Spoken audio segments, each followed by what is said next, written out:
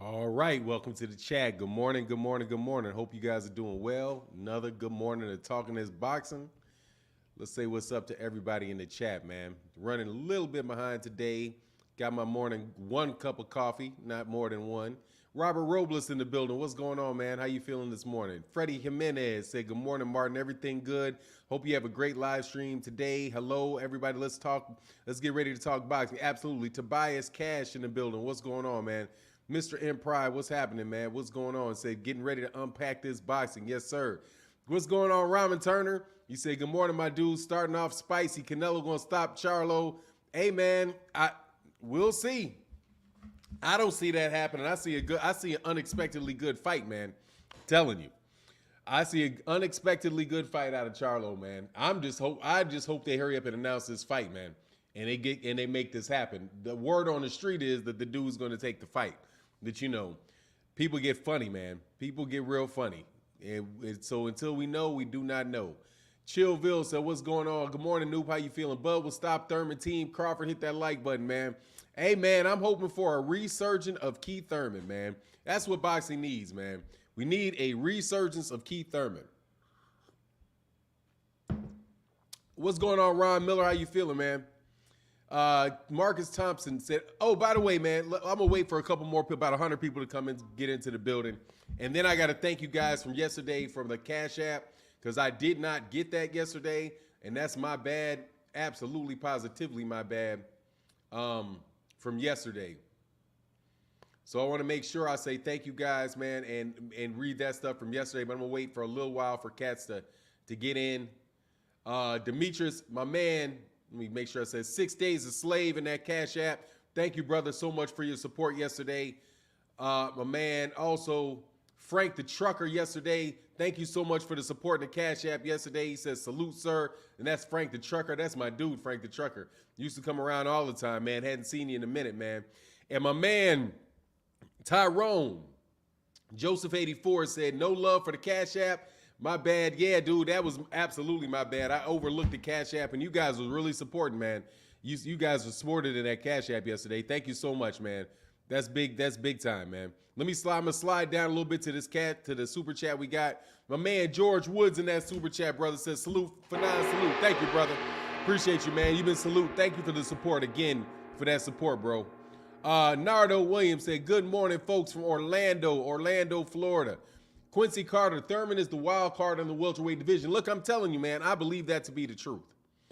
Because he's a lot better fighter than people he is a lot better fighter than people get that dude credit for because he lost that Manny Pacquiao fight, which honestly, dude, was not, I mean, he was coming off a very long layoff, and I thought the dude could have done enough to win the fight. But, getting dropped by him, that pretty much got wrapped it up. And also getting bent over by that body shot. It was just kind of like two instances in that fight that I think really that separated it from Manny Pacquiao. But I agree, man. I do believe he can see him mess around and beat one of these guys, dude, because he beat everybody that Errol beat, and he beat everybody that Terrence beat at that weight class. Darius Kelsler said, Errol drops from 195 to 147. He's a weight bully taking these fights, these 140 pounds. Darius, you're pulling that out of your backside. There's no way in this world Errol Spence Jr. weighs 195 pounds. Errol Spence Jr. is a little dude, man. You joking? Or you just making stuff up? like there is no, first of all, ain't no welterweight dropping that much weight unless they're just flat, bro. For now, I got blocked yesterday because I said Haney wasn't top 10. You did? Oh, see, that's not right, Surrey. Hold on, man. Let me get you, Surrey. Let me get you on the mistreatment. You don't think he's top 10 what? Top 10 in boxing? I don't have Devin Haney in my top 10. I don't know why people will be mad at you about it, because they can't block me. Where'd it go, Surrey? Oh, I think you're a little bit above. Yeah, there you go, brother. You're not going to get timed out with a wrench. All right? Don't abuse the wrench, bro. But I will put that wrench out there just so that you don't get to get casual, collateral damage. However, cats are going to keep an eye on you. Make sure you ain't doing the same thing to other people, man. Mark Cardenas says, salute, I need my wrench. Yeah, absolutely, Mark. I've seen you for a minute, man. You can get the wrench. Do not go blocking cats, though. All right, there you go. All right, that's it, right? That fight is at 168 for 9. Canelo and Charlo, yeah, that's going to be at 168 if it happens, bro. Spence walks around at 175. I have pictures with him. Saw him several times in Dallas at a gentleman's club. Yeah, 175 I can believe. Him being at 175, I can believe. 195 on the other hand, bro, that is way up there, man. You know what I'm saying? That's 190. He is not moving up to the cruiserweight division. That's a little dude. I mean, not little, but he's not very tall, man. Does not have a tremendously big frame. 195 pounds seems a little bit crazy out there to me. James Hill in that super chat, brother. Thank you so much for the support, man.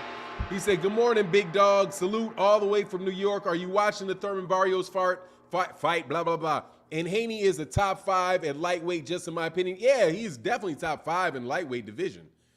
I thought he's talking about top 10, like top 10 totally. You talking about, like, for sure he's top 5 in the lightweight division. I say, shoot, he may be number 1. I think he may be number 1 in the lightweight division. He's right there. You know what I mean? Damu Brat said, what do you think about your boy Martinez moving up to fight Chocolatito? I love it. He's going to get beat more than likely, but I love it. You talking about Julio Cesar Martinez? I like that. I'm telling you, man, he got them cojones. That's my dude right there, man. It's Julio Cesar Martinez, man. I will forever be a fan after watching him beat up that one dude, man. God, dog, it was hilarious, man. But I love that fight, man.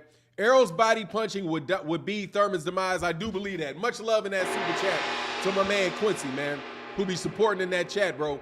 Bees, he says, Spence is staying in shape since his accident. He's not fluctuating like that anymore. Derek James said it many times in many interviews. Yeah, no doubt. I mean, I don't think he's a guy that is a 175-pound person. You know what I'm saying? Like, I mean, he should probably be walking around in the low 160s. He's really not, you know, or the mid 160s. I don't think he's somebody that is like, you know, is that big. Even though I know that he has gotten, you know, I've seen him in situations where he really did look big, man. Sir, do you think, do you think Devin Haney is top 10 paid in boxing? I don't know. He's maybe on the outskirts of it. I don't think so, though, because you got Canelo, you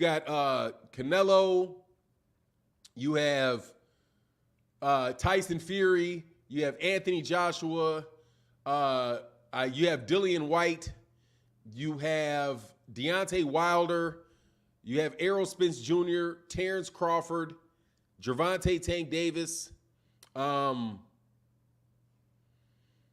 I don't know if he gets paid more than Vasily Lomachenko and Gennady Golovkin, but he's up there. I mean, I think he may be up there, though, because he really did get a really good contract. From my understanding, is he did get a big contract from out of Eddie Hearn. You know, so I can't really tell you how much there's all kind of rumors about how much people make, but I've never actually, I don't know if they've actually ever released his purse. Let me look real quick, bro. Devin Haney purse.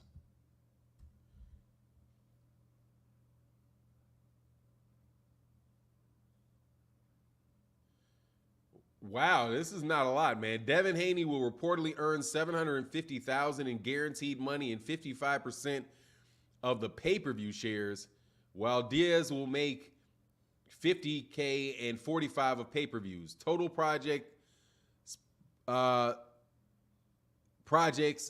Total Sports projects the numbers at Haney making $1.57 million for the fight, Diaz earning $1 million for the fight. That actually sounds, I don't know that they had pay-per-view. Maybe they got, well, I don't know where that was on pay-per-view, because I definitely didn't watch that on pay-per-view. So if he's making $1.575 million, then I don't know, man, then no, he's not in the top 10. If what these guys are projecting is right. I've heard that he got money that's a lot higher than that.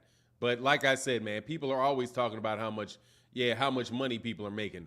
If he's like 1.75, if he got like 700,000, and then he's gonna get up to 1.75, that makes sense, man. Like, it never really did make sense to me that he was getting $5 million, like $4 million a fight. That just doesn't really. That seems like a little bit much, man. So that makes a little bit more sense to me, bro. And it's in keeping with a lot of other stuff. Ron Miller said, I have Kambosos as the #1 lightweight as he has the most belts. In terms of ability, I have him behind Tank, Loma, and Haney. I mean, I think that's fair. I think you do got to give him the #1 lightweight spot because he has all the championship belts. I mean, I don't know how you can have all those belts and not be the #1 guy if what you're judging is based off of that. But, you know, they didn't have that. But they didn't have nobody had Andy Ruiz as a #1 they had him as like the number 3 heavyweight when he beat Anthony Joshua. You know, he had 3-1, and I do believe he was still ranked underneath Tyson Fury, and probably might have still been ranked underneath Anthony Joshua, who he beat. You know, so it's all funny business with that, man. It's all funny business with those belts because the belts are definitely not telling you who the best fighters are, bro. Great information on Errol's sparring partner for 15 years. He said Spence's power. He hit him with a shot that took him 2 rounds to recover from it. That's great. Watch out, Ugas. Absolutely, man. You know, the dude is very strong, man. That's been known for a while, Freddie Jimenez. That the dude is cracking in sparring, man. Mark Cardina said Tank made 1 million plus pay-per-views plus $1 million bonus. Yeah, I know. I'm sure Tank makes more than the dude, but I don't know, man. The whole conversation to me about how much money these guys make is, you know, it's kind of like, it gets a little bit annoying because even if Devin Haney does make that much money, that doesn't mean I'm surprised I never looked at that, man. And it's actually because it didn't make sense that he's making $3-4 million. That seems to be like, a little bit out there. Malik Allen, Team Spence, absolutely. What's going on, man? Anthony Britt said, how many pay-per-views has Thurman been on? I don't think he's been on any pay-per-views. One. I'm sorry. He's been on at least one. With Manny Pacquiao, they did like 500,000 to like 500,000. I think what they say 600,000 pay-per-views. He did one with Manny Pacquiao. And guess what? His with Manny Pacquiao did more than the Ugas one and the Adrian Bronner one. So yeah, he was on Manny Pacquiao's, and I don't think he was on another one other than Manny Pacquiao, because at the time that he was being very active, the PBC was not having fights on pay-per-view every 5 seconds. Because now they're doing pay-per-views where they're on there every time, bro. He said he was sparring dude for a long time. That statement don't hold no weight. Robin Turner, you don't need a sparring partner to tell you that Errol Spence Jr. can hit. And it would take 2 rounds to recover if he hits you right. Robin, are you doubting that Errol Spence Jr. can hit? How would he be a champion and where he was if he could not punch? Errol Spence punching power. Dude, Sean Porter said that Keith Thurman, that he got hurt worse with Errol Spence Jr. than he got hurt with Terrence Crawford. Oh, it's not a mystery that the man can punch. That's an already known fact, dude. The dude has knocked a whole lot of guys out, man. The question is whether or not if he's going to knock these top dudes out that know how not to get hit with the shots that are going to have you hurting for 2 rounds. He's fighting top-notch fighters. And that's when those knockouts stop coming, when you start fighting guys at that level. And, that's one thing that definitely a lot of Terrence Crawford fans try to skip past. It's hard to knock guys out that are top-level fighters. The guy, his sparring partner, I promise you, is not a world-class level fighter. He's a sparring partner. You know what I mean? So he may actually get hit with something that a guy like Keith Thurman or a guy like Sean Porter, a guy like Terrence Crawford, a guy like that won't get hit with. You know what I mean? I mean, it's already known the dude can crack. That's not even up for question whether or not he can hit. You know what I mean? unless you were a UK fan who was at the time talking about how he couldn't punch and wound up watching Kell Brook get beat up and stopped. You know, Manuel Esteves said, "Do you think Thurman will have trouble like he did when he fought Josecito Lopez after a 2-year layoff? That was a bad night for him against a way lesser opponent." I don't think Josecito Lopez is a lower opponent than Mario Barrios, quite honestly. And I think what's going on, Mark Booker in the building, and much love to everybody that supports in the super chat and everybody that supports in the Cash App, brothers. Thank you so much for your support. It has definitely helps the channel, bro, during a time where there ain't no real boxing going on. So thank you guys for keeping it pushing. Josecito, I would take Josecito Lopez over Mario Barrios any day of the week. Mario Barrios is a good fighter. Josecito Lopez is every bit as good, bro. Every bit as good. You know, every bit as good, bro. Better, I think Josecito Lopez is a better fighter than Mario Barrios from what I've seen. I don't see Tank beating Josecito Lopez. You know what I'm saying? Like Lil Tank moving up to fight Mario Barrios. I don't see it, man. I don't see that. I don't see him being able to pull that off. You know, Mario Barrios is a 140-pounder moving up to 147 that got knocked out by Tank. You know what I mean? Josecito Lopez is a legitimate welterweight, second-tier welterweight, albeit second, you know, definitely a second tier. You know what I'm saying? Oh my God, I'm late. What's good for now? What's going on? Jose Rodriguez in the building, man. Yeah. So people sleeping on Barrios when Tank is better than Thurman. I don't know if Tank is better than Thurman. Why do you say Tank's better than Thurman? I don't know that to be the case, man. Really do not. I'm telling you, I think people are sleeping on Keith Thurman, man. Keith Thurman is a very good fighter, man. Very, very good fighter. Dude was definitely in the same position that Tank is. But, dude, Tank is a lightweight. Tank is a little guy, man. Maurice Thomas said more like 3 million. 3 million what? More like 3 million what? If he's talking about he was getting a guaranteed 700,000, that sounds more realistic. I'm telling you. That sounds more real. If you're talking about what Devin Haney makes, that makes more real. That sounds a lot more realistic. That he would make 1.5, $2 million. That really, really, really makes sense, bro. That whatever that, I'm not sure who that is. This is reported by DNK DraftKings Nations. He will reportedly earn $750,000 in guaranteed money and 55% of pay-per-view shares. But that only thing with that is, where was that fight on pay-per-view? Was it on pay-per-view in the UK or something? You know what I mean? I don't even know where there was. I think that may be bad reporting, bro. Because I don't know where that dude, except for in the same place, they tell a deal what it is, actually. They say Davis is reportedly earning a guaranteed $1 million and 60% of pay-per-view share with a potential payout of $2.3 million. Cruz reportedly gets $300,000, 40% of the pay-per-views with a potential $600,000 paid. That makes sense from the same people. So for them to say Haney will get a reported $750,000 in guaranteed, that makes sense, bro. Because it doesn't make sense that they were going to pay him more than Tank is getting. You know what I'm saying? That to me sounds real funny, bro. Which means he's probably exaggerating. He's probably there. Yeah, cats like to exaggerate, man. You know what I mean? After ticket sales and commodities, yeah, maybe so. The money might start rolling in. Yeah, I can't speak on it, bro. Manuel Stebbins said that's a reliable source. That's okay. That's cool. Yeah, man, I don't know, man. Let me tell you what he's making for sure. He's making more than me. So, killing it. You know what I'm saying? He's definitely killing the game.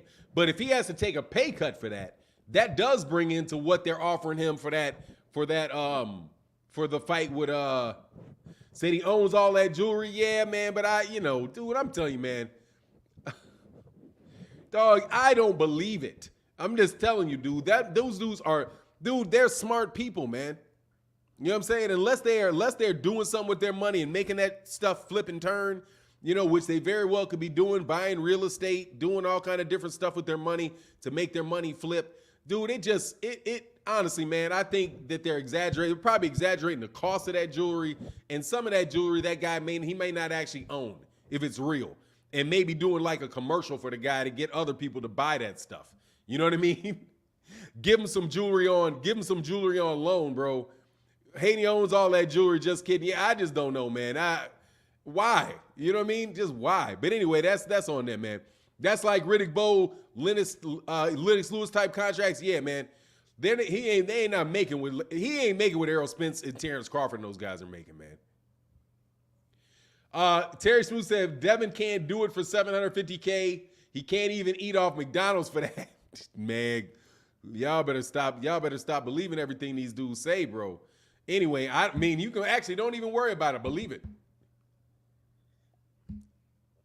Off topic. Ron Miller said off topic. Do you think AJ is going to walk out of the Usyk fight? I'm getting a feeling he's hesitant to fight Usyk again. No. I do not believe that. I believe he's going to take that fight, take that money, man.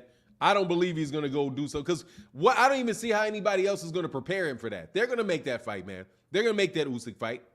Absolutely. I never believed any of that back and forth stuff that's been going on with those guys.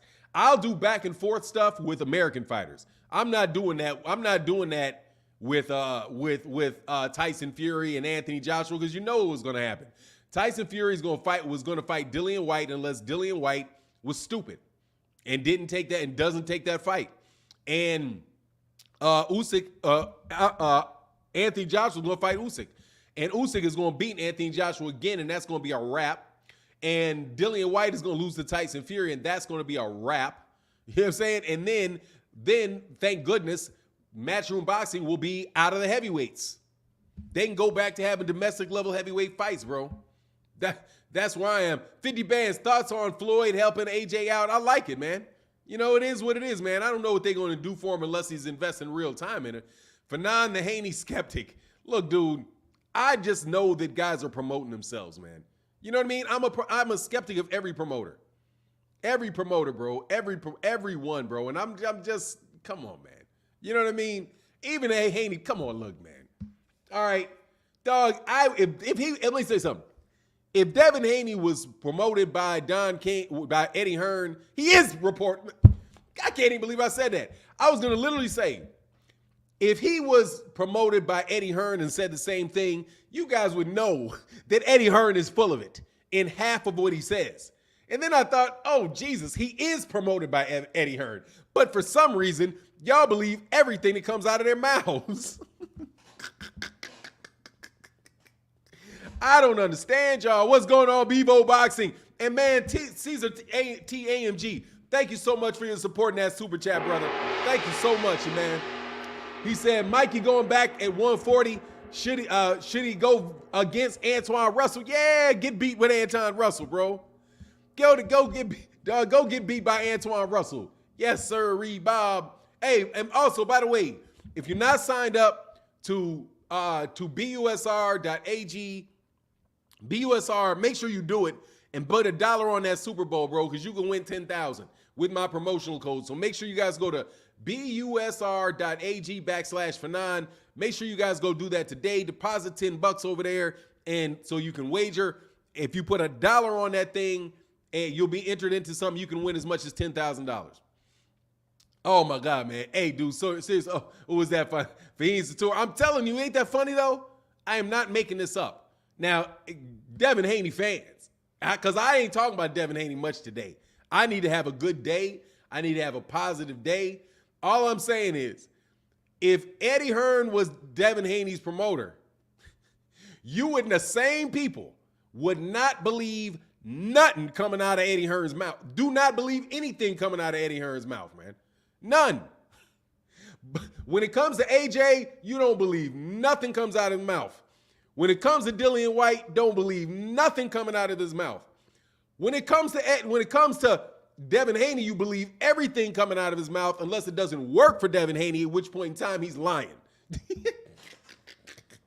Y'all funny, bro. Anyway, man, thank you so much for that support and that super chat, bringing the chat big time. He said, Robin Soto in the building. Said, morning, brother, Devin versus George or George versus Ryan or Devin versus Ryan. Which fight makes more sense and who you got much respect? All right, so Devin versus George Kambosos, I got Devin. George Kambosos versus Ryan, I've got Ryan. Devin versus Ryan, I got Devin, excuse me. Which fight makes more sense and who you got? So which way makes more sense? The fight that makes the most sense is Devin versus George. That makes the most sense to me of all of it. The fight that should happen is Devin Haney versus George Kambosos. I am 100% with that. That fight needs to happen because, dude, they need to get rid of that goddamn franchise belt so that man can be a mandatory for that dude. That franchise belt is trash. Complete and utter trash. So I absolutely believe that Devin Haney should get that. I want Devin Haney to get that George Kambosos fight. Also, I'll go one step further and tell you that I believe that he will get that George Kambosos fight because don't nobody else want to fight George Kambosos. I'm trying to tell you. Ain't nobody else really trying to fight him. Gervonta Davis could care less. And Bob Arum also said, dude, we can't afford that fight. He said it. What he said was, I don't know how we're going to pay for that fight in Australia. George Kambosos has boxed himself into a corner with this crap about fighting in Australia.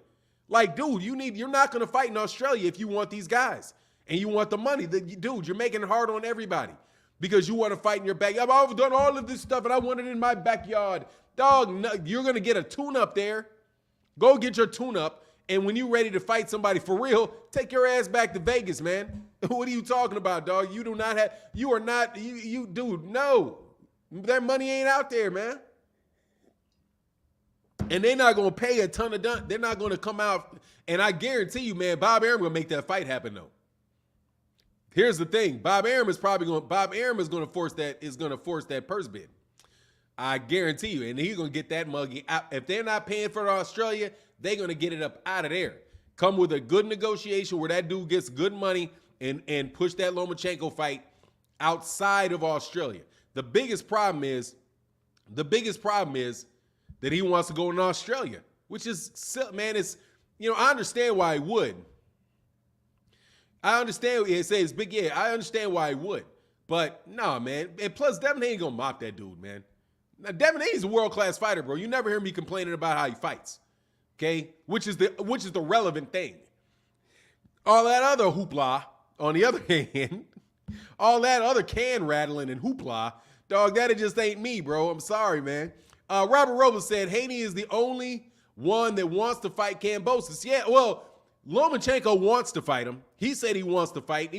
Obviously Lomachenko will want to fight him. But is Bob Arum going to make that fight, going to make the money? You know what I'm saying? Ron Miller said, to be honest, and by the way, thank you so everybody that supports in that super chat. Thank you guys so much. And thank you guys that support in the Cash App. It really makes the channel go, bro. Thank you very much. Manuel Estevez said, Bob already said that if he doesn't fight Loma, he's scared, trying to use his Mando against him. What he said, Bob already said if he doesn't fight Loma, he's scared, trying to use his macho against him. I'm not sure what that means, man. Devin Blocker in the building. What's going on, Devin Blocker? Y'all hit that like button too, man. I'm having a good time this morning, man. Y'all hit that like button. Y'all know there ain't nothing going on in boxing this week, man, but these conversations you got on the live streams today. So make sure y'all go support the live streams that are going on throughout the day. You know what I mean? Sorry said, Fanon, why do boxing fans call it running when a fighter moves out of the way of punches? Because they want to see their fighter land punches. That's it. They want to see their punches. They want to see their fighter punch land. That's all that is. No joke. They want to see their fighters punch land. And that is all. Hey, man, much love in that Cash App, brother. Thank you. Thank you so much. And there you go. My man Tyrone said, turn the volume up. I can't hear you. Do you have a laugh on that mug? Okay, I turned it up a little bit, but you got to turn up your mic too.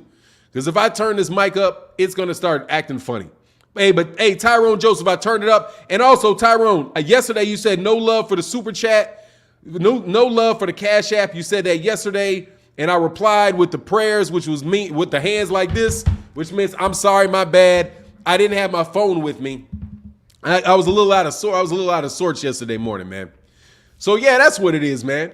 They want their fighter to land shots, and their fighter ain't landing shots. So they turn around and say, oh, what's going on, Nelson in the building? What's going on, brother? How you feeling, man? Fanon, does Thurman really get respect for Barrios' win? I mean, nah, he does. I don't think, he'll get my respect for Barrios' win.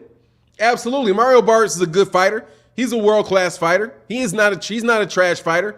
And he's coming off a 2-year layoff to do it. Yeah, but it is what it is. I mean, I wouldn't say that because he beats hold on, man. This is what I'll say right here, Marcus, and I get back to Justin. Devin makes $3 million after ticket sales. He's a good promoter, Sugar Ray Leonard, boxing style, likable. If he makes $3 million, that is $3 million. $3 million after ticket sales, dude. How many tickets is he selling? How many tickets is he selling? I don't know, but if you say he makes $3 million after ticket sales, knock yourself out, bro. If that's what it is, that's what it is. I can't tell you how much. I can't tell you how much the dude fight, but I just don't know. His first pay-per-view does under 75K. Cowboys choke 99. Loma never been on pay-per-view. His first pay-per-view does 75K. Hey man, none of them dudes gonna make any big. Oh, you know what is funny though? You know what is funny is that they actually Bob Arum is pitching his line that Tyson Fury and Dillian White on Saturday afternoon is going to do 500,000 pay-per-view buys in the United States. If that dude, man, it ain't gonna get 50,000. Man, Tyson Fury, dude. I'm looking forward to the fight though. I ain't gonna lie, because I'm looking forward to cheering for Tyson Fury. I hope Tyson Fury knocks that boy's head off. But you know, if he don't come out cute, man, I'm telling you, either way it goes, either one of those guys knock somebody out, I'm happy. I ain't gonna lie. And if Dillian White lucked up and got a knockout, I'd be happy about that too.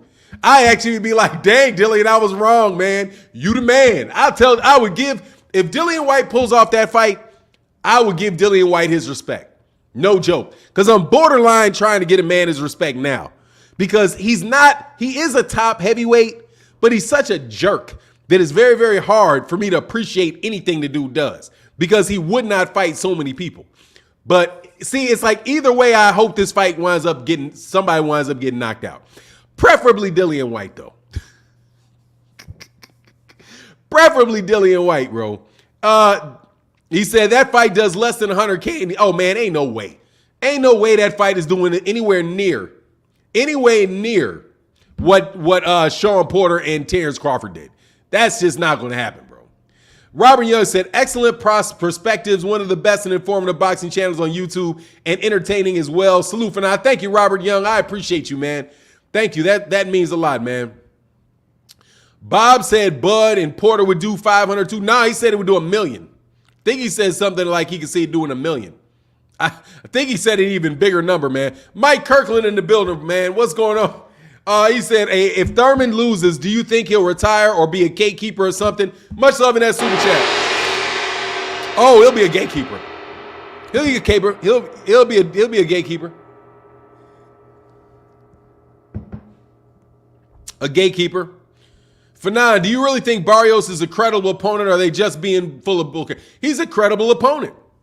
Mario Barrios is a credible opponent. I mean, he's like, dude, he's a credible opponent for somebody coming off a 2-year layoff, for sure. No doubt about it. They could have found somebody easier than Mario Barrios for him to fight coming off a 2-year layoff, man. They could have gave him somebody like Chris Van Heerden. They could have gave him Chris Van Heerden. They could have pulled out Chris Algieri. You know what I mean? I'm saying they could have gave somebody like that. They could have pulled up instead of Mario Barrios. You know what I mean? But I'm telling you, I think he's gonna do better, bro. Real Sticks Fix said, I want Fury to get rocked. And Mike Kirkland, much love in that super chat, brother. Thank you for holding down the chat, man. That is big time, and it is greatly appreciated, bro. And thank you to everybody. Thank you to everybody said he hung with Tank. Yeah, until he got knocked out. That's why I'm saying I don't feel it. That's why I don't believe it. I think that dude got a glass jaw. You know what I'm saying? And Thurman knows he got one. Thurman knows if he gets close to him, he can knock him out. Cause Tank don't hit harder than Thurman does. As long as Thurman's hand is good, That left hook, that right hand and that left hook, he'll hit you harder than Tank will hit you. He's a legitimate big puncher, Keith Thurman. Keith Thurman may be the biggest puncher at welterweight. The dude literally can crack. But, he's had injured hands, man. But I'm telling you, man, it's funny, man. Some cat just don't believe nothing certain people can say something and don't know certain people will never believe it. But if somebody else says something, oh, dog, it's gold every time. Ron Miller said, I want to support Fury because he earned my respect in the third fight. I already debunked the long count nonsense, but I have trouble giving him credit because he's a PED cheat. Dude, that, Ron Miller, is a very, very fair assessment. The long count stuff, I wasn't really into because he got up. Well, when did he get the long count? The long count was the first fight, right? And the third fight. Weren't there 2 long counts? The first and the third? Dog, I'm telling you, that's why I want Deontay Wilder back, dog. Yeah, hey, dog, yeah, it was the count, dude, anyway, I ain't getting into that. However, can't give him credit because he's a PED cheat. That part resonates as truth. And I agree with 100%. Hey, I agree with you, AJ. I agree with you when it comes to Keith's power might be the strongest puncher at 147. Yeah, he probably is. On one punch, he probably is the biggest puncher at 147. And he's got very, very fast hands too. And he's got fast hands. Hey, y'all, make sure you hit that like button, man, for me. Because according to my live stream, which I got to get rid of StreamYard, bro. I got to get another package, man.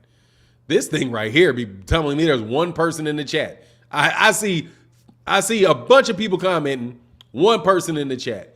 Hey, hold on one second, man. Hold on one second.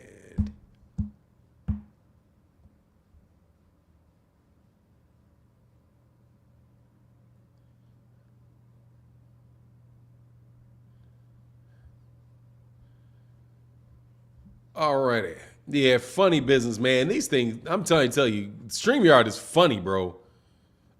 This thing is funny. StreamYard, I think I may have to upgrade or something. They probably got a bootleg. They probably got bootleg unless you get the best. You say your damn same as Blue yesterday. Yeah, that's what it is. StreamYard is tripping, bro. No, I was saying the numbers jump up and down, bro. That's why you got to hit that like button, man. Hit the like button, man. They messing up the algorithms over there on YouTube, bro. Fanon, what's another streaming service to use then? I mean, you can use there's a bunch. But it's a whole setup and all that. StreamYard is just so easy, man. It's so easy. And never since I got a new camera, it's just easy, bro. Real easy. No glittering gold, all of that. I actually raised my deal. This is the best setup I've had in a minute, man. Sparring with Keith Thurman, looking like $75 worth of roadkill. Oh, it says Sparring got Keith Thurman. True Gritter, bro. I swear to God, bro. You a funny ass dude, True Gritter. No joke, bro. You a funny dude, True Gritter. I think you funny dude. Anyway, OBS, yeah, OBS. Yeah, I could do OBS, but OBS got a lot of extra stuff to it, which is I'm not really in the mood to do, but it is what it is, man. Robert said it happens here too for 9 different numbers all the time. Yep, it's just what it is. As long as y'all hit the like button, man, that's what I appreciate, man. Hit that like button, man. Do your boy a favor, bro. Y'all, we got a good audience during the time. Early morning too, 8 o'clock in the morning. Well, actually out west, it's like 6:40 in the morning, way early in the morning. And you guys come in here, man, just hit the like. And thank you to everybody that supports in the Cash App and the Super Chat. It is really, really appreciated, bro. Thurman did 15 rounds with 5 amateurs from St. Pete. That's what's up. That's good. Cool. And dude, he's going to be ready, bro. I'm just going to tell you, he probably needs 2 fights, man. And Keith Thurman's going to be good, man. But I'm telling you, man, the thing is that they're going to make that fight with that Keith Thurman fight with Errol Spence Jr. is going to happen before that Terrence Crawford fight, man. I'm telling you, before that Terrence Crawford fight, which is kind of sad. But and honestly, man, I'm gonna morph into a huge Terrence Crawford fan pretty soon, man. I just wish the dude would just go ahead and sign with these dudes, man. Make a pitch, man. Make a pitch to Al Heyman so we can see you in the ring with these dudes. It's selfish of me to want to see him over there with the PBC. But as selfish as it is, I think that those fights are going to happen. You know, because, dude, I really did enjoy the buildup for Terrence Crawford versus Keith Thurman. I don't want to see Terrence Crawford get caught out there, man. And I'm telling you, dude, he is a great fighter, but he can get caught out there. Malachi Nelson said, I don't mind Spence Thurman. Dude, I don't mind it either. Because it's an and, not an or. I don't mind it because I believe in and. I want to see Keith Thurman. I want to see Errol Spence Jr. fight Keith Thurman and Terrence Crawford. I want to see Terrence Crawford fight Errol Spence and Keith Thurman. I don't mind if they fight both those guys. I would love, it's good fights to watch, man. It's a good, entertaining fight. It'll be a good, entertaining build-up, all of that good stuff. The things that I don't like to see is I don't like to see Gervonta Tank Davis and Rolly Romero. That's what I don't want to see. I want to see him against Michelle Rivera. Michelle Rivera is better competition for Gervonta Davis than Rolly Romero is. You know, I would like to see, you know, what's my man's name? I'm on Matisse, man, Sabril. Matias Sabril. I want to see him fight Teofimo Lopez so I can see Teofimo Lopez get mopped up. Man, that boy can fight belts. And you know who Gabriel Matias reminds me of?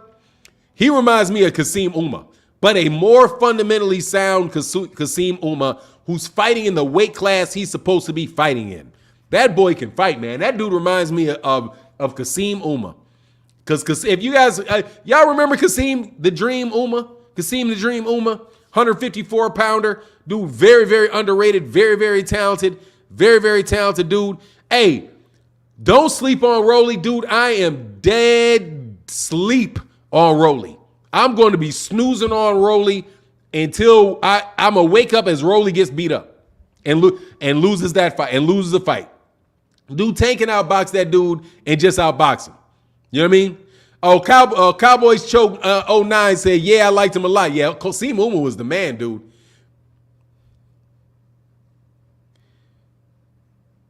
Said it's very selfish. You want this man to make a life decisions, but you don't want to bees.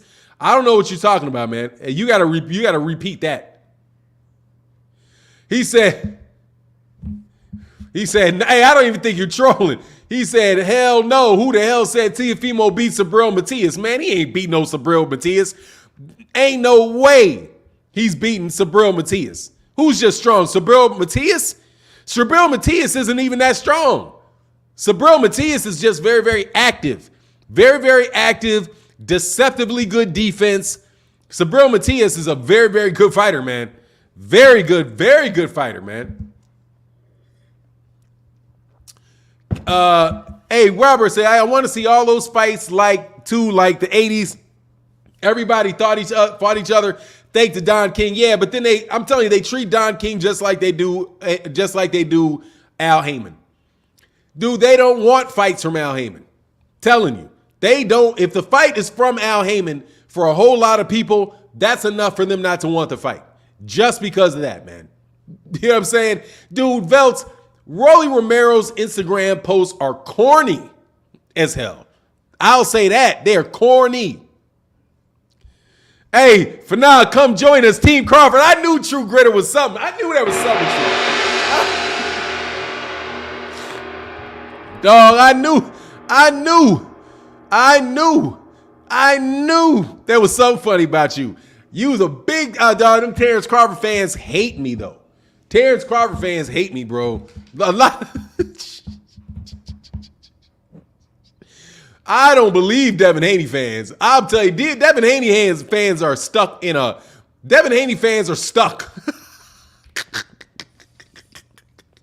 They're just stuck. That's all that is. All that is they're stuck. Stuck with bad arguments, bro. I swear to goodness, stuck with bad arguments. But, dog, I got to tell you, though, man. Well, I'll leave that alone. Let me leave that alone. Leave that alone. Hey, man, much love in that Cash App. My man said, appreciate the apology. You're a stand-up dude. Yes, brother. My bad, Tyrone. That is huge. I mean, I appreciate, yeah, that's huge in that super chat. Thank you, brother. Thank you so much for supporting. Yeah, man, that's my bad. I just had the phone in the other room, And I'm so used to people supporting the channel through super chats that's the obvious one to see. But the Cash App is actually the better way to do it, and it's definitely appreciated, man.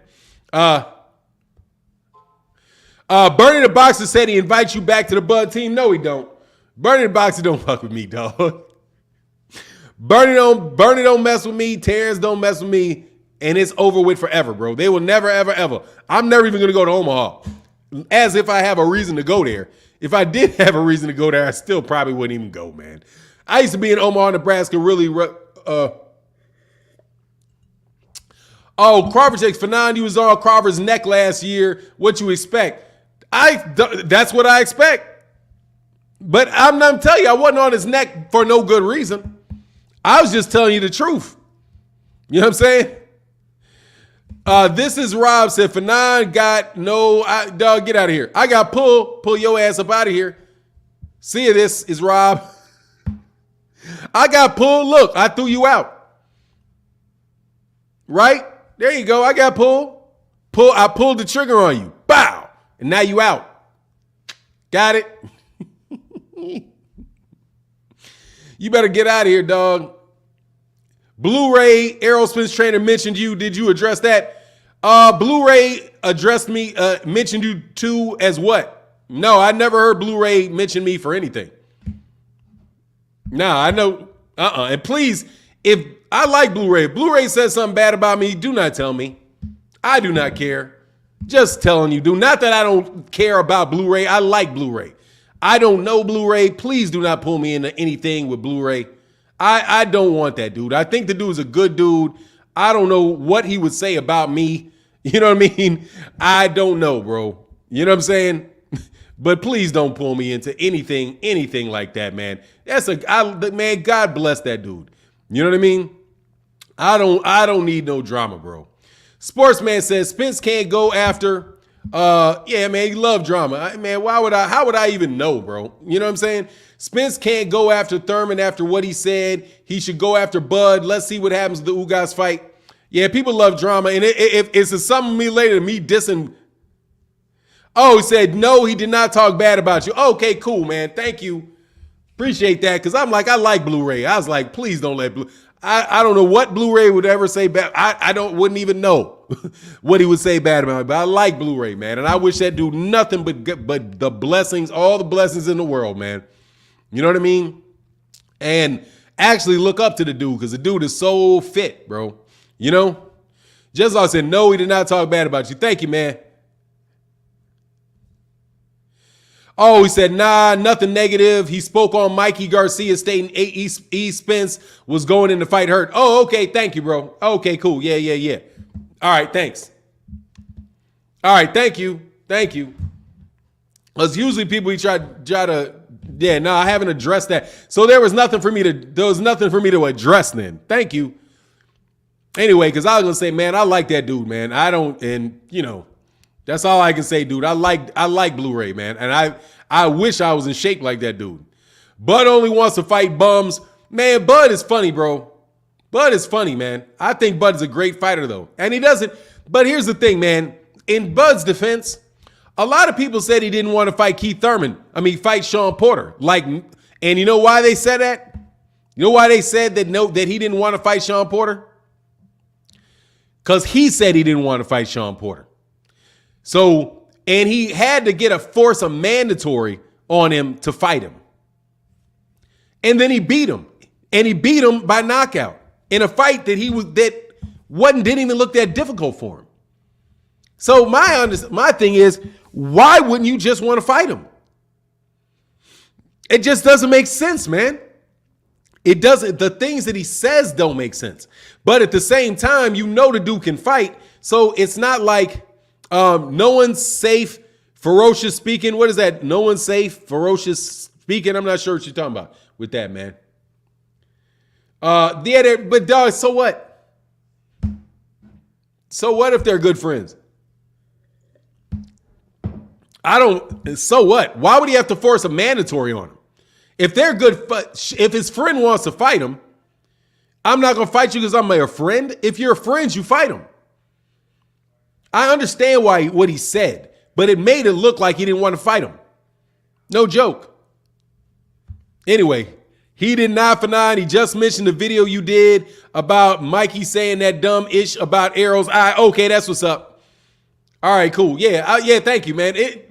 I appreciate that. Bud nor anyone in this team makes sense when they speak. I'm just telling you, it's just a lot of stuff. You know what I mean? You say whoop them, doesn't matter now. It doesn't matter now. But going into the fight, that's what I'm saying. People don't know that you're going to whoop him before the fight. Well, at least most people don't know. I mean, I knew he was going to win. I didn't think that was a fight to do. The only guy that I think is going to beat Terrence Crawford is Errol. That's it. Oh, and maybe Jerron Ennis. You know? Yes, if Mikey be hating why, like, bro, you lost. That's it. Well, that's why the cat can be hating, man. But he may do, but dude is also not unreasonable. He wasn't completely unreasonable, but, you know, is he hating? He probably was a little bit, man. Faith in the Cross says, sorry, man, Crawford ain't never fight Spence from logistics. Bud is too high and he ain't budging. Yeah, it very well may take place like that. You know what I mean? It may very well may take place like that. I got to do something real quick. Give me 3 seconds.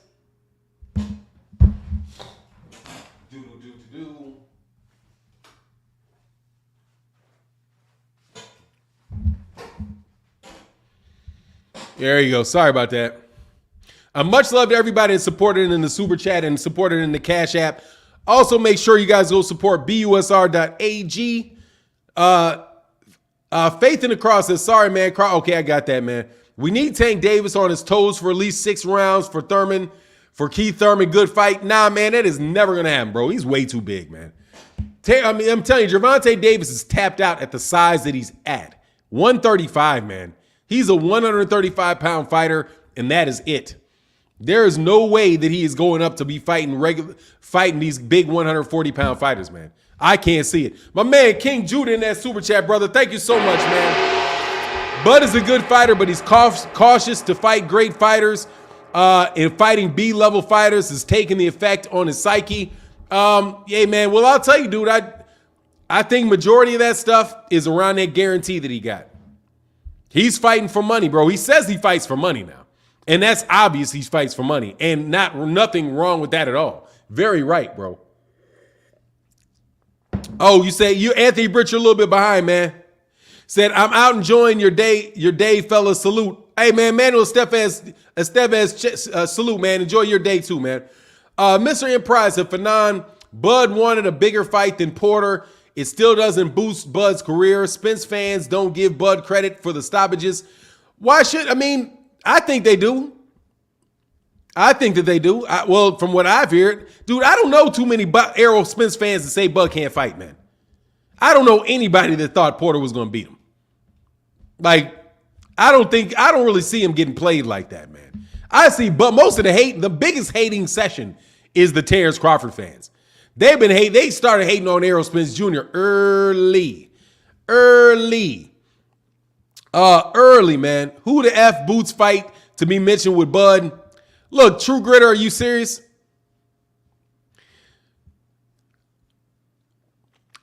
Watch him.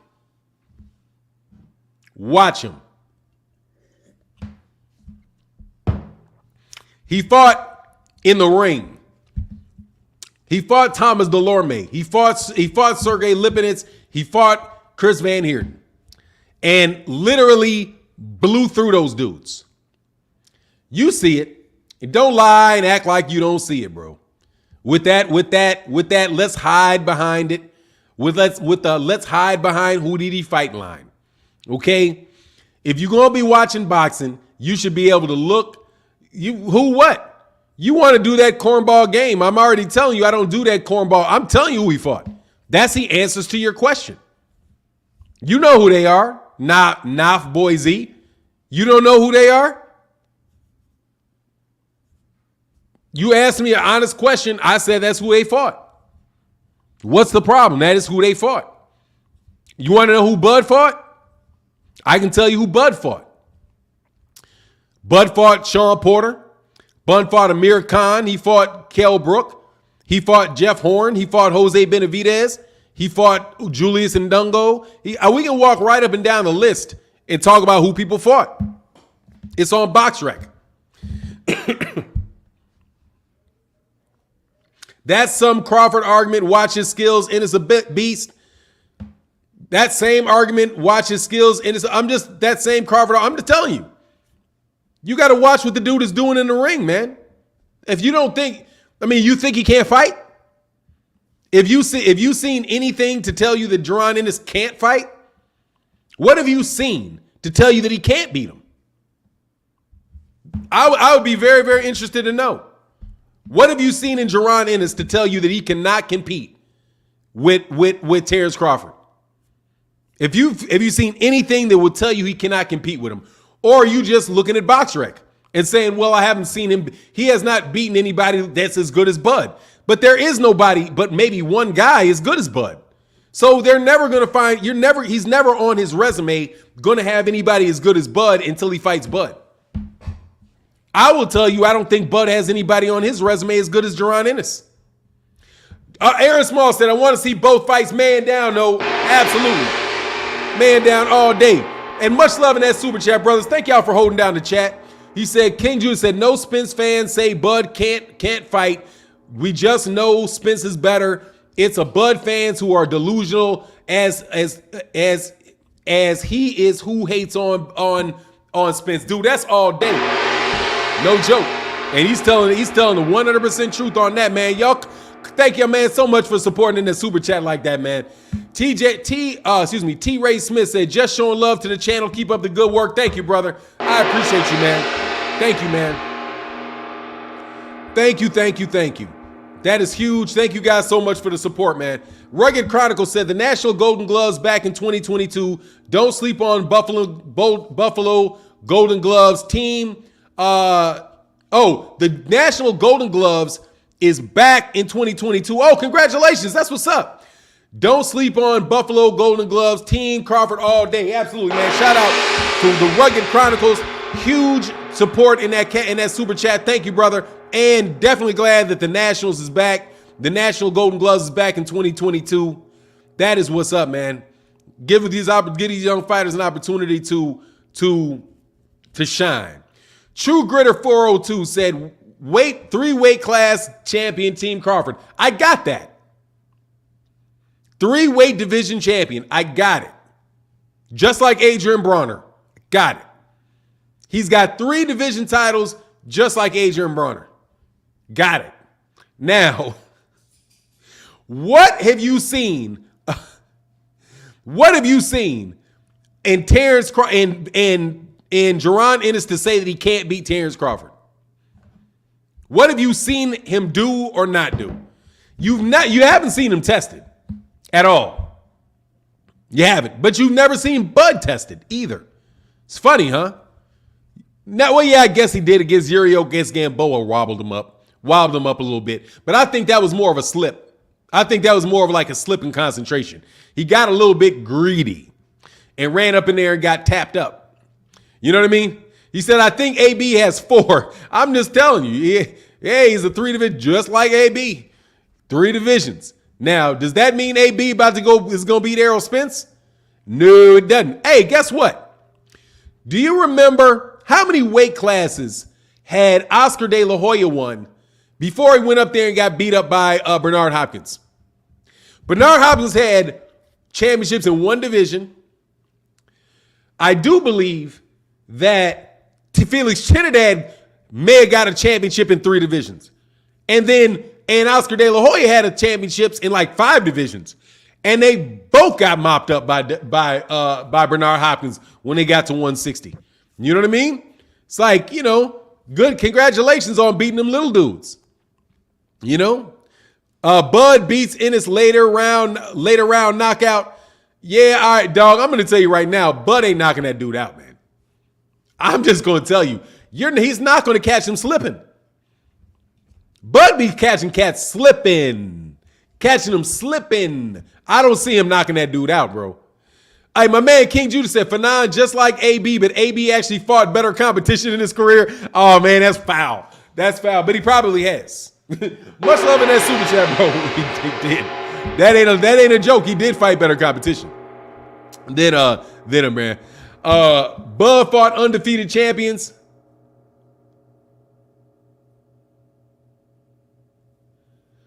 Okay, man. All right. Dude, I don't have a problem with Bud being a great fighter. I just want to know what you have seen in Idness.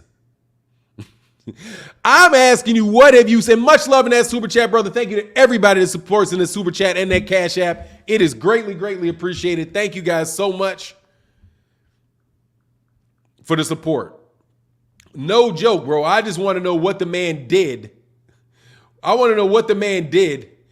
And my man Terrence Smith, much love in that Cash App, brother, said strap season all day, man. You know, I do like Errol, though. And I got the right. Anthony Britt said, you just hard on Bud. Your fans hate Bud. Hey, man, I ain't got fans now. I got people to support the channel. Just to be very clear, there's no fans over here. This is a boxing forum, bro, where everybody's equal except for I get to moderate and lead the conversation and throw you out for acting a fool. Don't get it twisted, bro. Facts over Field said, excuse me, Bud ain't beating Spence or Boots. I'm telling you, man, that Boots fight is very, stylistically, Boots is not easy on either Errol or, I think Errol's got a better chance against Boots. If Boots is totally prime, all right, if he is what I think he is, okay, Errol got a better chance against Boots than Terrence does. Because Boots is a lot more active than Bud is. He's a lot more active. And, dude, the dude is literally, man, Bud 2.0. Except for he's more active. Like, it's the activity level of these guys. Bud is not the most active fighter in the world, and he will get into brawls. If you get into a brawl with a guy that is probably a bigger puncher than you, which is Jaron Ennis, I have a suspicion that Jaron hits harder than Terrence does. And Jaron's defense, I think Jaron's inside game looks better than Bud's. The inside game looks better than Bud's, or more developed. Bud seems to be like a mid-range outboxer. I don't really see him inside. And if Jaron can get inside and force that type of fight on Bud, that's going to be very, very difficult. I think I've just never seen Bud be able to do that. But then again, I've never seen him force into a situation where he's had to do it, and he very well may be able to do it, but I just haven't seen it. You know, like I said, Bud has not really been tested a lot, man, because he's such a great fighter. And he's fought, you know, not mediocre competition, but just not the top, you know, like when you say he beat undefeated champions, who was the undefeated champion you talking about that Bud beat? Julius Ndungo? He beat Julius Ndungo, and he beat Jeff Horn. Those are the undefeated champions that you're saying, man. Hey, F-Boy Z, man. Let me tell you, bro, you do a lot of whats and LOLs and stuff like that. Dude, if you ain't got something to say, bro, you're going to get thrown out for cornball shit. Okay? You're being corny. F-Boy Z. Do you have actually something to say? Or you just keep, what? Man, dog, I don't know what that means. King Judah said, agree, Fanon. Spence has a jab, accuracy, pressure, and power to keep Boots honest. And he's got the southpaw stance, and it's the pressure. And it's that type of pressure fighter that causes a lot of people, he's a pressure fighter. He's not primarily a back foot fighter. You know? See, Boots shows no vulnerability, so ain't nobody putting a fighter in there with the kid. He hasn't shown vulnerability yet. You know? But nah, boy, seriously, man, do you have something to say? Or are you just going to keep, what, That's how I read, what? Laugh my ass off, what, You know? He's shown vulnerability. I mean, everybody's vulnerable. I haven't seen it, though. I haven't seen any gaping holes. One of his vulnerabilities is that he's human. And if you hit him hard enough, he will go down. That is for sure. With all of those dudes. If you hit them hard enough, they'll go down. Everybody, that's the case with everybody, man. Jaron is almost 6 foot, should be at 154, just too big in my opinion. Yeah, he's a big dude, man. He's a lot bigger than Bud, I do believe, man. Oh, you're talking about Boots. Bud showed vulnerability. Yeah, I mean, he got rocked against him. He got rocked against Gamboa, but not a lot, dude. He turned around and knocked the dude out like right away. You know what I mean? He got clipped. And he turned around right away, bro. You know what I mean? Right away. Look at Wilder, great chin, but still went down. Yeah, man, anybody can go down. Anybody. Ali said that. He's like, hey, man, there ain't no shame. There's not shame getting knocked down in life inside the ring or outside the ring. Only thing wrong is if you don't get up. And that is very, very true. There's nothing wrong with getting knocked down, taking an L, any of that stuff in life, in sports or in life. The question is, are you going to get back up and are you going to keep pushing? Are you going to recognize what put you on the ground, fix it, and keep it pushing? You know what I mean? Postal is a bum. Postal ain't a bum now. Anyway, man, facts over feeling. Terry Smoot is without a doubt trolling you. Okay, he is trolling you. You got to understand, Terry Smoot is the resident troll, so he is going to get you upset in the chat, and it is all good by me. I enjoy it because I know what he's doing. Keeps you honest. You know what I mean? Keeps your logical skills honest. If you read a bunch of his comments, you'll know what's real and what's not. Anyway, you know, Anthony Britt said he didn't want to fight him, but I don't think he was scared. Yeah. In fact, y'all kind of stop letting Terry Smoot get you. You know what I'm saying? Yeah, but that's just what it is, man. He's almost 6 feet. He's not almost 6 feet, almost like 5'9", but nice. But he's nice, though. No, I do believe he's closer to like 5'10", 5'11". Boots Ennis is not 5'9". He's like closer to 5'11".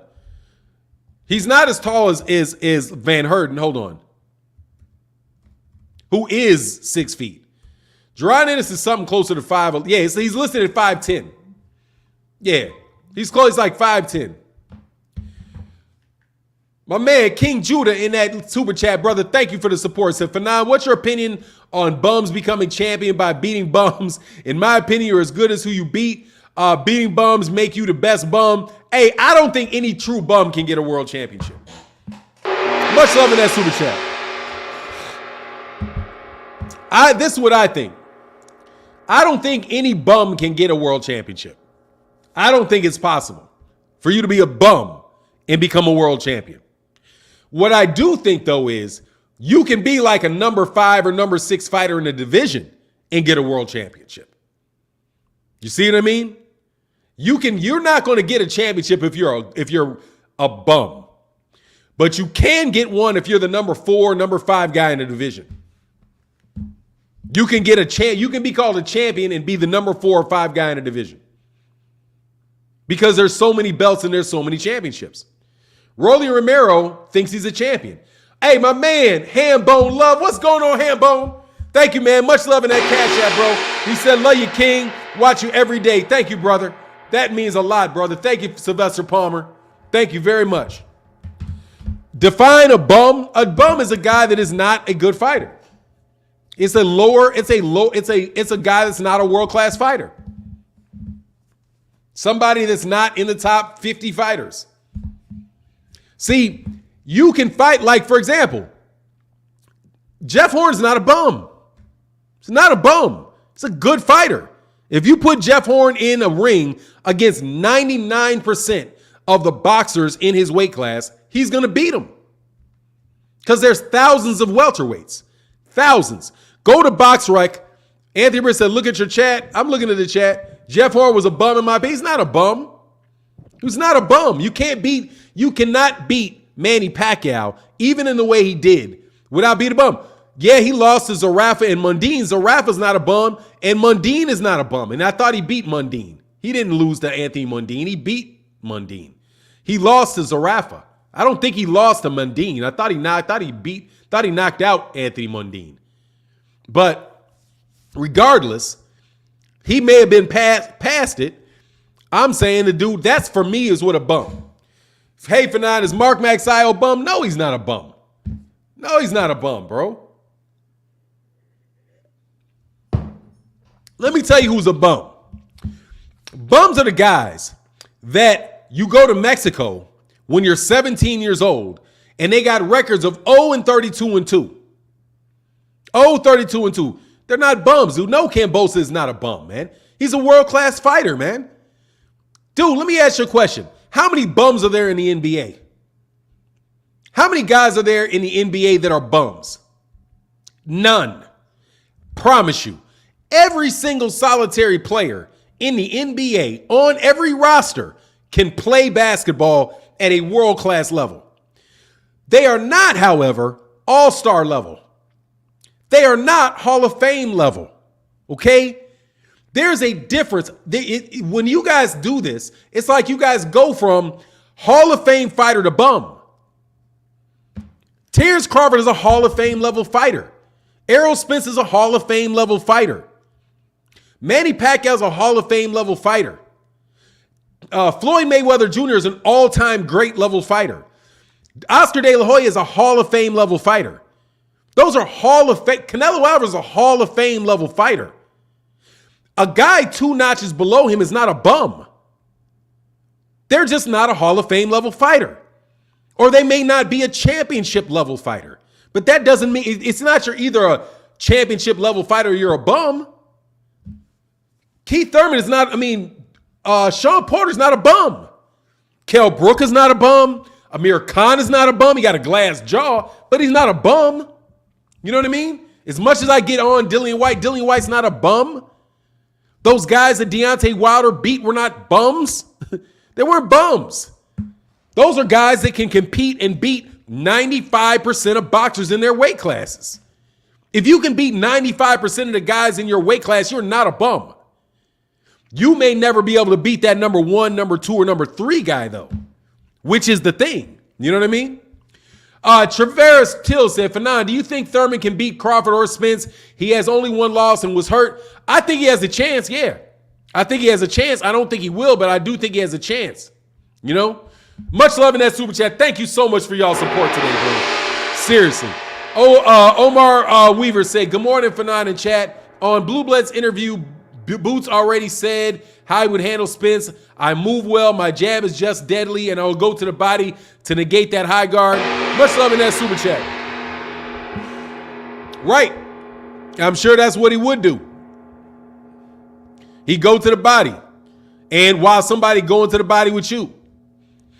You know, and we'll see. And Errol will have a plan for that. Thank you so much in that super chat, bro. Said, dude, let me clear this up. I call bums because they're not A-level fighters. A bunch of B and C-level fighters is what I saw in Bud's 3 divisions. Look, I would say that's fair. That much love in that super chat. Look, this is my thing with Bud. Bud fought the best guys he could fight at 135. There was nobody in 135 that he did not fight that he should have fought. You can say everybody in that division at that time was a B or C level fighter. Dude, they were the best in that division. They were the best. He beat, and that's just the truth. He beat Ricky Burns. He beat what's my man's name? Ray Beltran. Those guys were the top guys in it. He beat, what's his name? It was at 140. And god dang, not Bradis. I want to say Marius Bradis, but it's not. What's the guy's name? Whoever the guys that knocked out Amir Khan, that knocked out Amir Khan. He beat him too. Those are legitimate top level fighters at 135 pounds, and he fought the one guy at 140 pounds. Legitimate top level fighters. At 140 pounds, he beat every guy at 140 that was a top level fighter. He did at 140. So there's nobody that you can say, nobody that you can point to in those weight divisions that he didn't fight.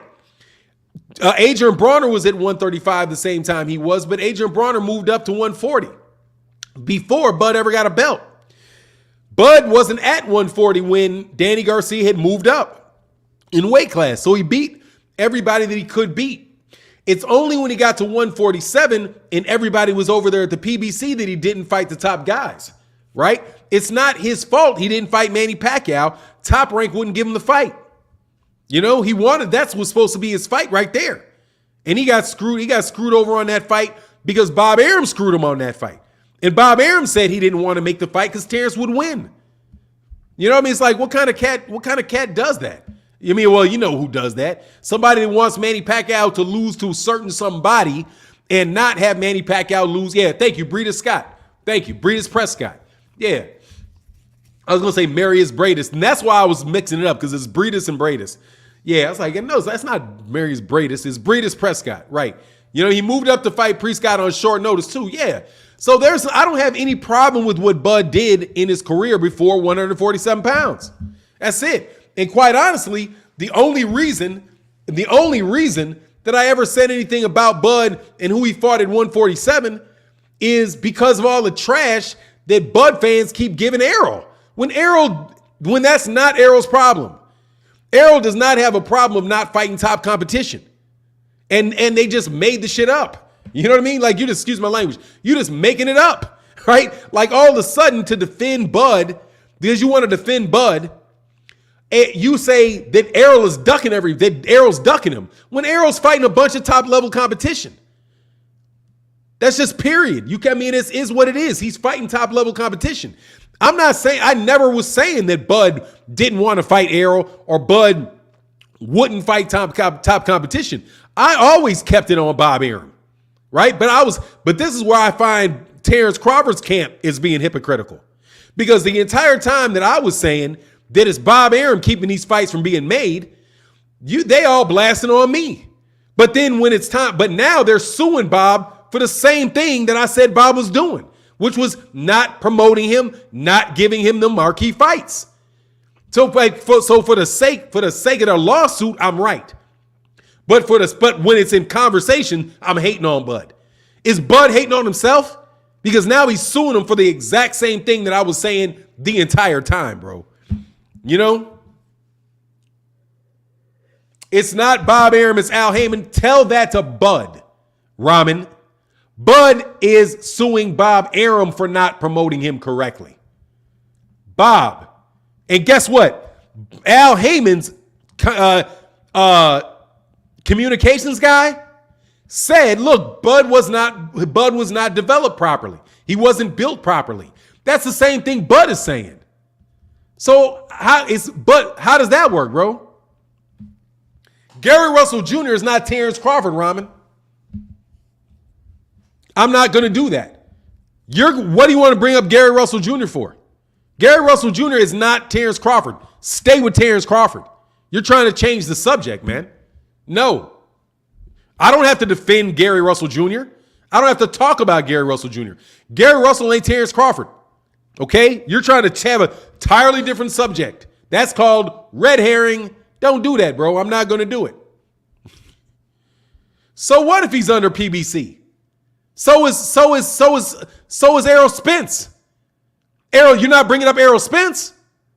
Errol Spence is with PBC, and he's getting fights. So there you go. No, Terrence Crawford is with Top Rank. And if we're talking about Terrence Crawford, we're going to talk about the facts surrounding Terrence Crawford, not facts associated with somebody else, because that is irrelevant.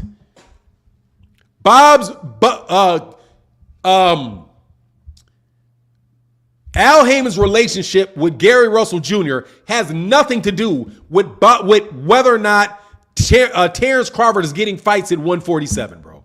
Nothing to do with it at all. Anyway, so irrelevant. Kick rocks with that. King Judah, much love, brother. Thank you so much. Said fair enough. But the fact is, Bud loses to Spence. It would show he looked great against some part competition. Truth, because he will always come out. Dude, if he loses to Errol Spence Jr., he can be everything people are saying, bro. If he loses to Errol Spence Jr., he lost to a better fighter. That's the whole question, is whether or not Errol Spence Jr. is a better fighter than him. That's it. If he loses to Bud, if he loses to Errol, it says nothing about what he did with everybody else. It just means he's not as good. It just means he lost to Errol Spence. And if we were in another age, guess what? They would fight 3 or 4 times. And one of those guys, and he's going to lose one of those fights.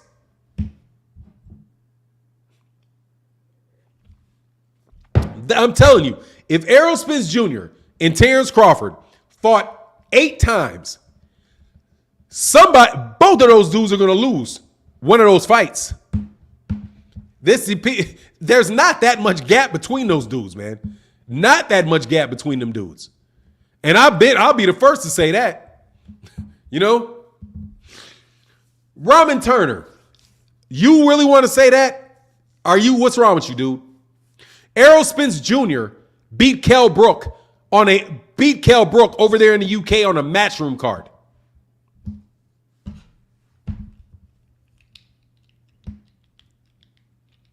How about that? He beat him on a Matchroom card. He won his championship on a Matchroom card. There you go. And all the other ones are with the PBC. Where else is he supposed to fight? When there aren't anybody? The WBC champion that you fought, Sean Porter, was with the PBC. Yordenis Ugas is the WBA super champion. He's with the PBC. He was going to fight Manny Pacquiao. Manny Pacquiao was fighting with the PBC. What's he supposed to do? Not fight with them? What do you want him to do? If he goes up to 154 pounds, guess what? Everybody there is with the PBC. Every belt at 154 is held by a PBC fighter. Is he not supposed to fight for the belts? But just so you know, he fought and got his IBF championship on a Matchroom card against Kell Brook in Sheffield, England. There you go. When was the last time Terrence Crawford fought off of a top rank card? Never. Ever. Terrence Crawford does not have a single fight since he got signed by Top Rank. He has not had a single fight off of a top rank card. Oh, and also, Errol early in his career was with Golden Boy before the PBC. Just come on, man. Y'all gotta stop it, man. Dude, I am very fair with both Terrence Crawford and Errol Spence Jr., and some of y'all just don't like it. See, I will defend Terrence Crawford against assaults from Errol Spence Jr. fans. And I will defend Errol Spence Jr. from assaults from Bud fans. But y'all think I'm biased. Why you always hating on this guy? Man, I ain't hating on him. Said this is basic knowledge. It's very basic knowledge. Hey, Jeffrey Brooks said, hate to say it because I'm the biggest Bud fan, but I don't see Bud fighting Spence or Keith. He refused to work with the people that can make the fights like Al and Floyd. Hey. Much love in that super chat, brother. Thank you so much. Let me check the Cash App. And thank you guys so much, bro, for making the haters sick. No joke, bro. I see these guys making videos about super chats, bro. They are hilarious. My man, Tyrone Joseph in that Cash App. And Tyrone, hey, man, let me know who you are in the chat, bro. Let me know who you are in the chat so I can rinse you up, brother. So I make sure that when I see it, I don't miss. I shouldn't miss it. He says Spence breaks down Crawford like nickels and dimes. Man, he called him a sweet little sack. That is what it is, bro. Man, dog. No, I do not miss it. God, dog. He said, Top Shooter said the conversation was different with Porter before the fight. Bud made it look easy. Now it means nothing. Not to me. I say it means something. That he's willing to fight the top guys. I give him credit for a Sean Porter fight, man. I do. Dude, come on, man. Y'all know this dude is at least. Terrence Crawford is at least the second best welterweight. At least. I'm not gonna put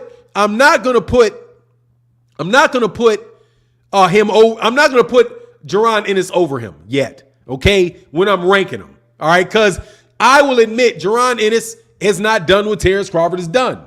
I believe that. Okay, so you take out my complete admiration for Jaron Ennis, right, and set him to the side.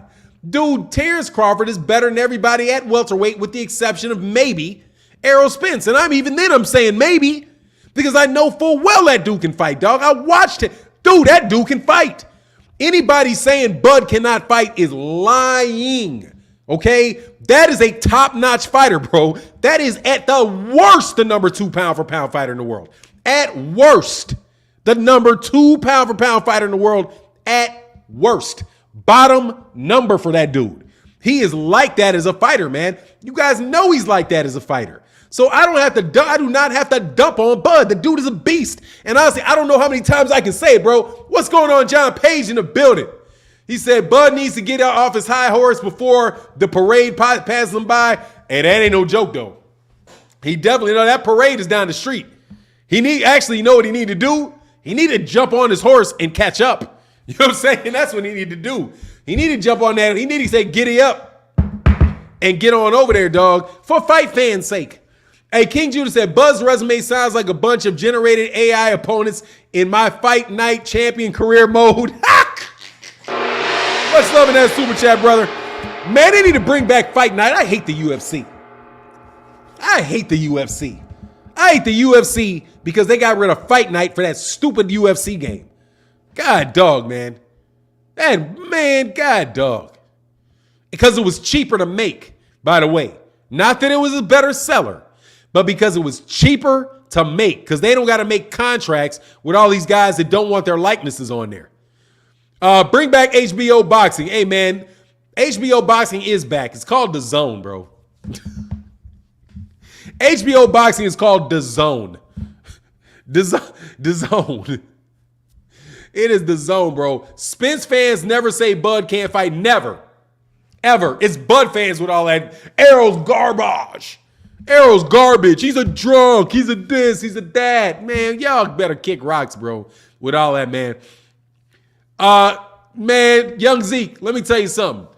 King, you know what you got in King Judah? A dude with a wrench. You gotta do with a wrench, man. Okay? He ain't a fanboy, bro. It's his opinion, man. He said, yep, they're coming out with a new boxing game. Man, they've been saying that for a while, man. They've been saying new boxing game for the last 10 years, dude. It's disgusting. But anyway, I stopped playing video games, so it don't make me any difference anyway. You know, Bud is about done. You better get out of that Omaha mentality and sign with somebody quick. He about done, dog. Hey, look, man, we'll see what happens with him. We'll see, man, pretty soon, man. We'll see. What Robin say? Robin, Errol Spence is the truth. He's a great fighter. He's just running from Crawford, and they overhype his resume. Man, get out of here, bro. How you gonna run from somebody? How you run, man? Running to champions? Stop it, dude. You got a bad standard, homie. You think it's okay for Bud to fight whoever, but it's bad for Errol to fight other champions. Stop it. And Bud is suing Bob Arum for not getting him the fight. So Bud is not even blaming Errol for the fight not getting made. And Errol didn't blame Bud for the fight not getting made. Do you know who they blamed? They both blamed Bob Arum. But it's amazing that y'all don't hear that, man. CB in that super chat, brother. Thank you so much, man. Said Boots has fought B and C level fighters in 147 as Terrence has, except Sean and Awash Brooks. If Sean had power then when he buzzed Bud, it would have been different. It would have been a different outcome. Maybe. Maybe not. But thank you for that support and that super chat, brother. I appreciate you, man. I appreciate you. That is huge. Thank you for making the haters sick. And by the way, we get people support from both sides of the alley. Thank you very much.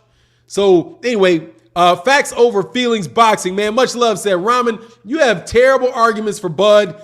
You fanboy much. I just wanted to support the channel. Bud is legit, but don't hate on Errol. You can't. Hey, dude, exactly. Ramen, your arguments are terrible.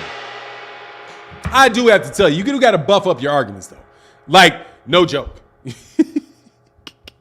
And Jeffrey Brooks in that super chat, brother, thank you so much for that support, bro. He said there has to be some bad blood between Bud and Al. Bud says skip Al without no explanation. Much love in that super chat, bro.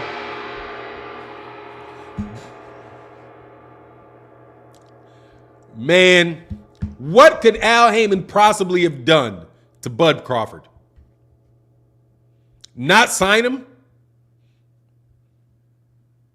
I don't even think Al Heyman was in a position to sign him when he came out. Maybe that's what he held against him, that he didn't sign him coming out of the amateurs. And he had to, I think Bud's got a big chip on his shoulder against everybody, really. I think he's got a chip on his shoulder with everybody. And I don't know what it is. But he's just got a chip on his shoulder, period, bro. You know what I mean? Facts over Field say you suck as a fan for Bud. Anyway, King Judah says Spence is thank you so much for that support, brother. Spence has been thrown through a windshield and his eye almost destroyed, and Spence never took a tune-up and continues to chase champions. He's the truth. Now, that ain't no joke. Much love in that super chat, brother. Now, look, man. These are some wild boys, man. I just think he's rich. My gut feeling is this. That Bud is rich. And Bud got an attitude like, screw you. I'm not going to do what anybody tells me to do. I'm going to do what I want to do, or I'm not doing nothing. Screw the fans. You've never heard him ever. Have you ever heard Bud say this? I just want to give the fans what they want to see. Have you ever heard that out of Bud? I want to give the fans what they want to see. Have you ever heard him say that? I just want to do like Manny Pacquiao. I want to give the fans. No, I'm not judging Bud. I'm asking you if you've ever heard him say that. Have you ever heard him? I've never heard Bud say that. I've never heard Bud say, yeah, I just want to give the fans the best fights for the fans. That's all Bud says. If he said it, let me know. And then I'll just say, because I've never heard him. I want to give him the best fans. I just want to give the fans the best fights. I want to give the fans the best fights. That's what I care about. I care about giving the fans the best fights. That's what he said. I don't think he said that, man. But if he did, forgive me. Because he may have. Robin Turner. Oh, hold on. What the heck happened? Oh, there you go. Robin Turner in that super chat said, I'm not hating on Errol outside of Bud. Dog, you can't say you're not hating on him outside of Bud. You hating on him with Bud, though, huh? That's an admission, ho. I'm not judging him. I'm just asking. That's a priority. It's not a judge. I'm not saying he's bad. Dog, seriously, I have not heard him. I don't think that's his routine, bro. If he said, I want to get the best fan for the fans. But maybe he did say it. DA said Bud has never said that. I don't think I've ever heard that. I've always heard him say, like he said, I don't care about this fight. I've made the Hall of Fame already. What do I care? I don't need any of these guys. I don't need that fight. I'm already made it. I already made the Hall of Fame. I'm telling you, man, he's not going to make a fight because fans are asking for the fight, man. He's not going to make a fight because a fighter is asking for the fight. He's not going to do it. He's going to do what Bud wants to do. And I think that is very obvious, man, that's what's going to happen. Bud is going to do what Bud wants to do. And I think he's just a stubborn guy. And that's okay, man. He's a stubborn guy. It's got him a long way. He's a very talented fighter and a stubborn guy. So I think before he does anything that he doesn't want to do, he might retire. You know, Andre Ward is a stubborn guy. Just like that. Now, I don't think there's a lot of difference, except for those guys were staying all kind of away from Andre Ward. But Andre Ward is the same type of dude. He's like, look, man, I'm retiring. I'm done. And he's very stern on sticking with there. He's not coming back to give the fans a fight the fans want to see. He's going to be like, look, man, I did what I did. I'm out. You know, I'm not going to present a certain look, a certain, thing for myself. I think he may have compromised what he wanted to compromise one time. Andre Ward, one time. And that was during the first Kovalev fight where they did that 24/7 on him, where they got into whatever the life issues of his family. Other than that, bro, he has been 100%. I am about boxing. I am about the Christian lifestyle. And that is it for me. And he was very insistent on it.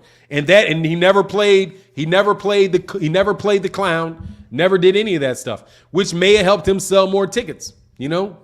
But he just refused to. At least seemed to me he's a very stubborn guy, or however you want to say it. You can stubborn, principled, whatever the case is. You know, give it a good spin and say principled, right? Give it a bad spin, say it, stubborn, right? Jeffrey Brooks said, whose fault is it because Bud doesn't self-promote, but it was Bob's job as a promoter? Who's at fault? Much love in that super chat, bro. Who's at fault for what? Who's at fault for what? Dude, look, he said, I don't think that's Chris Wells. That's not small-minded. Dude, certain people will do certain things, other people will not. You just got to know whether or not what you're okay with living with. You know, if you're doing things that you're not okay with living with when you don't feel that they're right, but you don't need more money. You already have a great amount of money. You're taking care of your family. You know what you're doing. Right? Dog, that's okay for people to have principles and say, nah, there's certain things that I'm willing to do, certain things that I'm not willing to do. You know what I mean? Certain things I'm willing to do, certain things I'm not willing to do. I make that choice. There's certain things I'm willing to do and certain things I'm not willing to do. You know? It's like certain things I know is like, you know what? I can see how some people have some issues with what I just did. I could see it, but I'm willing to do that. I'm okay with it. They don't like it. I'm okay with it. You know, it's a compromise for me because sometimes you got to do certain things to get things that you want, right? But there are other things that I'm not willing to do, right? Like I just can't, it's hard for me to do. So I'm not going to do it, right? It's just what it is. Like I'm not going to sit here and tell you I'm not going to sit here and just, when I know that I'm not going to jump on a fighter's back for what I think is a bad reason. You know what I mean? Not going to do it. And I'm not going to support a fighter for something I know is BS. You know, just not going to do it. I can't, and I fall south of people for doing that all the time, bro. I cannot bandwagon for Devin Haney, man. It's just, and people say that all the time. Like, Fanon, you just hate Devin Haney. No, I do not hate Devin Haney, but I'm not going to bandwagon for him. I'm not going to, because I like Devin Haney, I'm not going to tear another fighter down, bro. I'm not going to do it. Especially when I don't believe it. I don't believe it. So if I don't believe it, I'm not going to say it. It's just what it is, because it makes me feel bad dogging another fighter in any circumstance where I don't think that they really deserve it. You know, this is something I'm not willing to do. I'm not going to throw Terrence Crawford completely under the bus because I like Errol Spence. There's some things that Terrence Crawford that is saying that is right. You know, Terrence Crawford is not somebody that is not a world-class fighter. I'm not going to say that. He's not fighting bums. You know, he may not have fought the top guys at 147, but I got no issue what he did for the vast majority of his career, right? But just to support Errol, I'm not just going to be like, oh, he's just ducking. He's scared. He's the Uncle Tom. You know, man, I never called Terrence Crawford. No, I've never called Terrence Crawford an Uncle Tom. Never. I would never, and I saw people say, Bud don't like black people. There's nothing that I've seen to convince me that Bud does not like black people. Why would I feel that way? All I see Bud around is black people, constantly. No joke. He's around black people constantly. Everywhere Bud Crawford is, there's a black person somewhere right around him. And it has been that way unless I saw him in Dubai or something like that. But his trainer, he's got 2 black trainers. He's got all kind of black fighters that they're signing to B&B. I know from the time that I went over there, that I was in Nebraska, that he's got a gym where they're teaching you little black kids how to fight and trying to keep them out of trouble and keep them out of school. You know what I mean? There's nothing that I've seen that would tell me that about him. So I'm just not going to do it. I'm not going to do that to him because I don't think that's true, you know? But other people, though, everything is bad about the dude. You know what I mean? Like, I think sometimes people just get carried away with that, bro. And get so one-sided. King Judah said, DH said Bud is the Robert Horry of boxing, was in the right place at the right time to become a multiple champion. Laugh, I agreed. Much love in that super chat, bro. Come on, man. Man, stop. He's a Scottie Pippen. He may be a Scottie Pippen. At worst, bro. He's Scottie Pippen at worst. At worst, he's Scottie Pippen. You know? Anyway, calling Bud on Uncle Tom, hell no, let's kill. Yeah, it's like, you know, I've heard people say, I don't believe that about him, bro. He believes more in white businessman. Let me tell you, there's only 3 fighters, the only 3 places you can go. He can go to Oscar De La, he can go to half of them are white dudes. Dude, saying that somebody that is in a major industry is an Uncle Tom because he works with white people is silly. Because 95% of the people, 99% of the people that are in those big businesses are white people. You can't work with the PBC without working with white people. Kidding me? They own a huge chunk of the PBC. They own a huge chunk of Showtime. Own Fox. You know what I mean? It's like, come on, man. You cannot escape doing business in the United States of America without dealing with white people, man. It's just what it is. And doing that does not make you an Uncle Tom. It doesn't. It puts you in a workplace. You can hardly work at a McDonald's in the hood without working with white people. That's just silly. You know what I mean? To say that because he deals business with Bob Arum, that means that no. Dude, if you want to become a millionaire in this in this country, you for sure going to be working with him in some way, shape, or form. Where are you going to get your car from? You know what I'm saying? Where are you going to get your car from? Where are you going to get the materials to build your house? You know what I mean? Like, yeah, I renovate houses. I don't do. Really, you don't? Who do you buy your materials from to renovate your house? How about that? You know, where you go when you fixing your house? Who you buying the screwdrivers from? Who you buying the hammers from? Like, yeah, stop. You know what I'm saying? I just would never put that on Bud because I don't think that's fair, man. You know what I mean? It just like there's no reason for me to believe that about Bud, and I would never jump out. I would never jump out there and say that about the guy. You know, but at the same time, y'all act like I wouldn't defend him. I would defend him. Defend Bud all the time, man. From silliness. If it's silly, I'll defend Bud. I defend Bud all the time, bro. All the time. For now, all this Bud talk gives me a headache. All right. Anyway, let's move on. Said, no worries. Jeffrey Brooks said, man, my bad. Jeffrey Brooks, man, much love in that super chat, brother. Thank you. Said, all those Bud haters are your typical Spence fans. Also, much love in that super chat, bro. Look, a whole lot of people do it, man. I'm just explaining to you why I'm telling you I'm not hating on these dudes. He also keeps nickel and diamond percentage. This is with Errol, but it's going to be a sacrifice was going to sacrifice it all for Manny Pacquiao. Hey, man, his pride is wrapped up in that Errol thing, though. That's reasonable. I get his Errol. I get his thing with Errol. I really do. Because this is if I was him, this is how I would feel. I was a world champion when this dude was a nobody. I was a multi-divisional champion when this guy was a nobody. I was one of the best pound for pound fighters in the world when nobody was talking about this guy.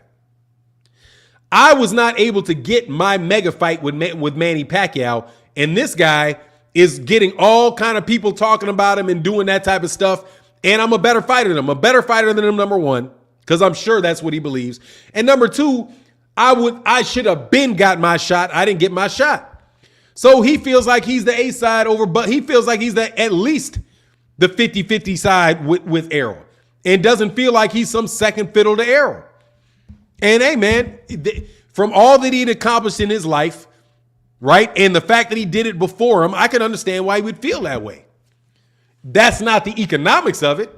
You know what I mean? It's not the economics of it, but it is what it is. Because guess what? If he fought Jake Paul, he'd have to give up some money on Jake Paul. No joke. He'd have to give up money. If Jake Paul was dumb enough to fight this dude, he would have to go 50-50 with Jake Paul. Mike Tyson was funny with that, though, dude. Mike Tyson was funny with that. Told y'all that wasn't going to happen. King Jude in the building. Much love in that super chat, bro.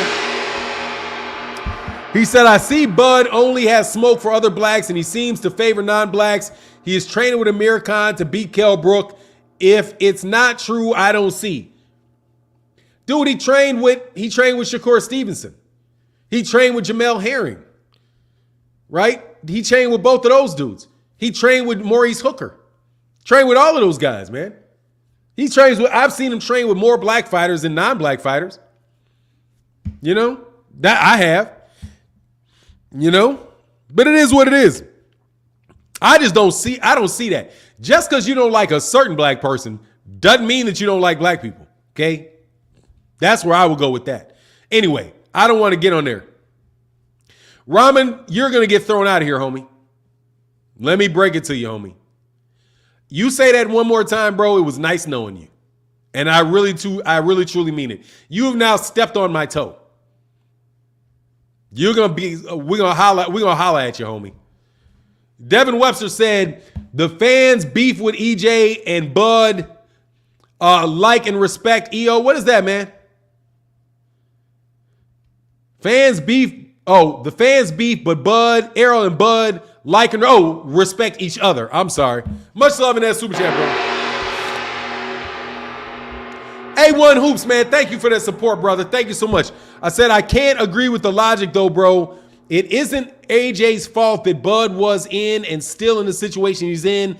I'm a fan of both, but at the same point, accountability has to come into play. Look, I don't think it is Errol's fault. I didn't say it was Errol's fault.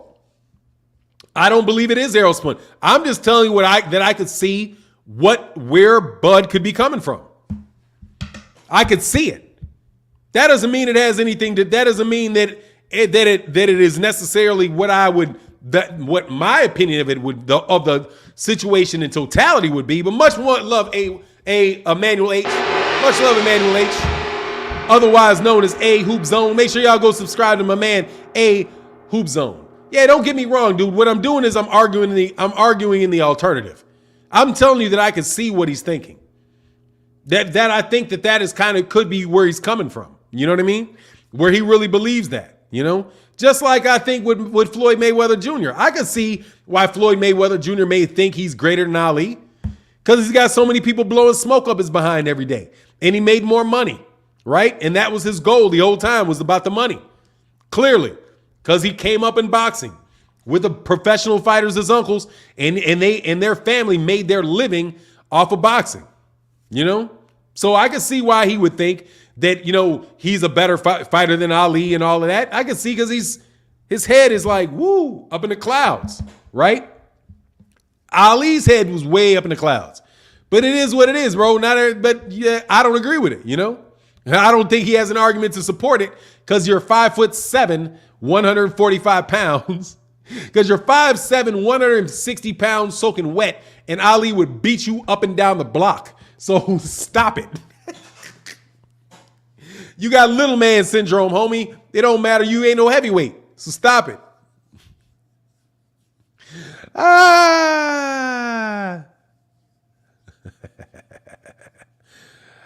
Oh, my God, man. Wow. Y'all are wild. Issa Israel said, terrible logic. What's the terrible logic, Issa? I am Muslim. I don't like racism. I love everybody. You don't love everybody, bro. How you love everybody? How you love everybody, man? You expect somebody to believe that you love everybody? Truly Israel said, hey, good morning, King. What is your thoughts on getting rid of most of these belts and starting up a ranking system? Do you think that'll be good for boxing? Absolutely, I do. Yeah, man. I think the best thing that you could do. Ramin. Okay. Yeah, I'll start saying Ramin. Thank you. It looks like Ramin. Like minute, Rahmin. Ramin, okay. But Ramin, I'll say Ramin.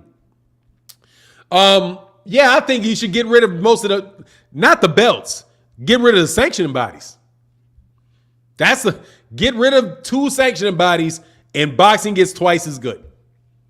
Immediately. Because everybody's going to have to fight over where those fights take place. I'm telling you. You get rid of half of those belts. You get rid of half of the sanctioning bodies. I would get rid of 2 sanctioning bodies before I would get rid of 3 sanctioning bodies before I got rid of any belts. Because the sanctioning bodies are the ones that keep churning out the belts. Just by the nature of getting rid of 2 sanctioning bodies, you're going to get rid of 3 of them. You're going to get rid of 3/5 of the belts right there. After that, I would get rid of half of the weight divisions because I think that's trash too. We would get way better fights and sell people sell rankings. Sell the rankings. This is the number 2 and the number 3 guy. This is the number 2, number 3 guy fighting to fight the number 1 guy. This is the number 1 and the number 2 guy fighting to fight the champion. This is the champion fighting the number 1 guy. This is the champion fighting the number 6 guy. This is the champion fighting the number 7 guy. Why he waits to fight the number 1 guy 1 time a year. Your mandatory should be the number 1 guy, and that number 1 guy, and it should be every year that they have a number 1 guy, not every month, every year. The beginning of the year, boom. Who's the number 1 guy? That guy's going to be the mandatory. They switch it up every month. Well, he's here, he's there, he's here, he's there. Could be. Actually, that would probably make more sense to switch it up all the time. But whatever the case is, whenever the mandatories do, you fight the number 1 guy. And that's it. And if you're ranked number 1, then you're going to get that fight with the champion because you're ranked number 1. There's no shame in fighting number 2, number 3, and all that because, dude, those guys are going to be very, very good. They're going to be a lot better fighters because they don't have a chance to hide in other sanctioning bodies, like what they did, like in the heavyweight division when Vladimir Klitschko left. So everybody ran over to the other sanctioning bodies and left the WBC. So now they're champions, even though they were in the WBC rankings, ranked below Deontay Wilder. They had not fought it, but they go over there and fight somebody else that was ranked below Deontay Wilder, but they're fighting a tough competition, not Deontay Wilder, because everybody left his rankings. None of those guys wanted to be in that ranking system. And you wouldn't get that if you got rid of half the sanctioned bodies. King Judah in that super chat, bro. He said the teenage Bud wanted to fight an adult Kenny Porter. He would have never taken that stance with the white man, but I'm done with the subject now. Much love in that super chat, bro. How do you know that? How you know that? You're making an assumption there. You're making an assumption there. That he wouldn't done it if the guy was white. You don't know that. I don't know that. I think that's an assumption that you're making. E-Moneybags, Fanon, it's like you stole that logic out of my brain. Sanctioning bodies are trash. Yeah, that's pretty much what it is. You would make boxing 3/5 better if you got rid of 3 of the 5 sanctioning bodies. The IBO, whatever it is, I would keep the IBF. And be honest, I'd keep the IBF and the WBC. Because I like the WBC, except for the WBC is obviously competing with the other sanctioning bodies. That's it. That's what the franchise championship looks like to me. It looks like they're competing for the high dollar fighters with the other sanctioning bodies by saying, look, we'll make sure you don't even have to fight mandatories if you keep our belt. You know, if you keep our belt, then we will not make you have a mandatory.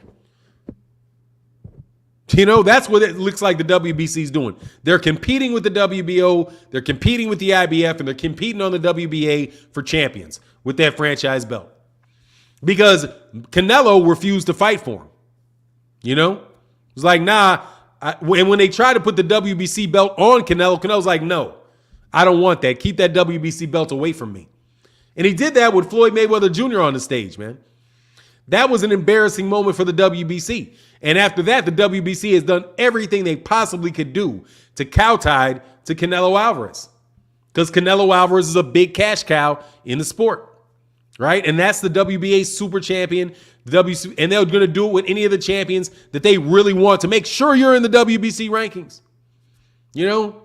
No worries, Lomachenko. We want you in our rankings, so we're not going to give you a mandatory. You know? Miss Asha said the WBC keeps playing favorites. Yeah. And the favorite is the cats are going to bring him the money. You know? That's why I like the IBF, man. Hey, Ramin said, I'm out. Have a good day, my brother, man. You take care, brother. Hope you well, bro. Stay well, man, for sure. Yeah, absolutely, man. They keep playing favorites, man. You know? But that's what they do. They gotta stay in business like everybody else gotta stay in business, For sure. And much love to everybody in that Cash App. Thank you guys so much for your support. And thank you so much for your support in that super chat. In the super chat and the Cash App. It really does. I really do appreciate it. Thank you guys so much, man, for that support, man. That's not for me. Oh, an incentive to have people pay sanctioning fees. Yeah, they're not going to pay sanctioning fees unless they're with that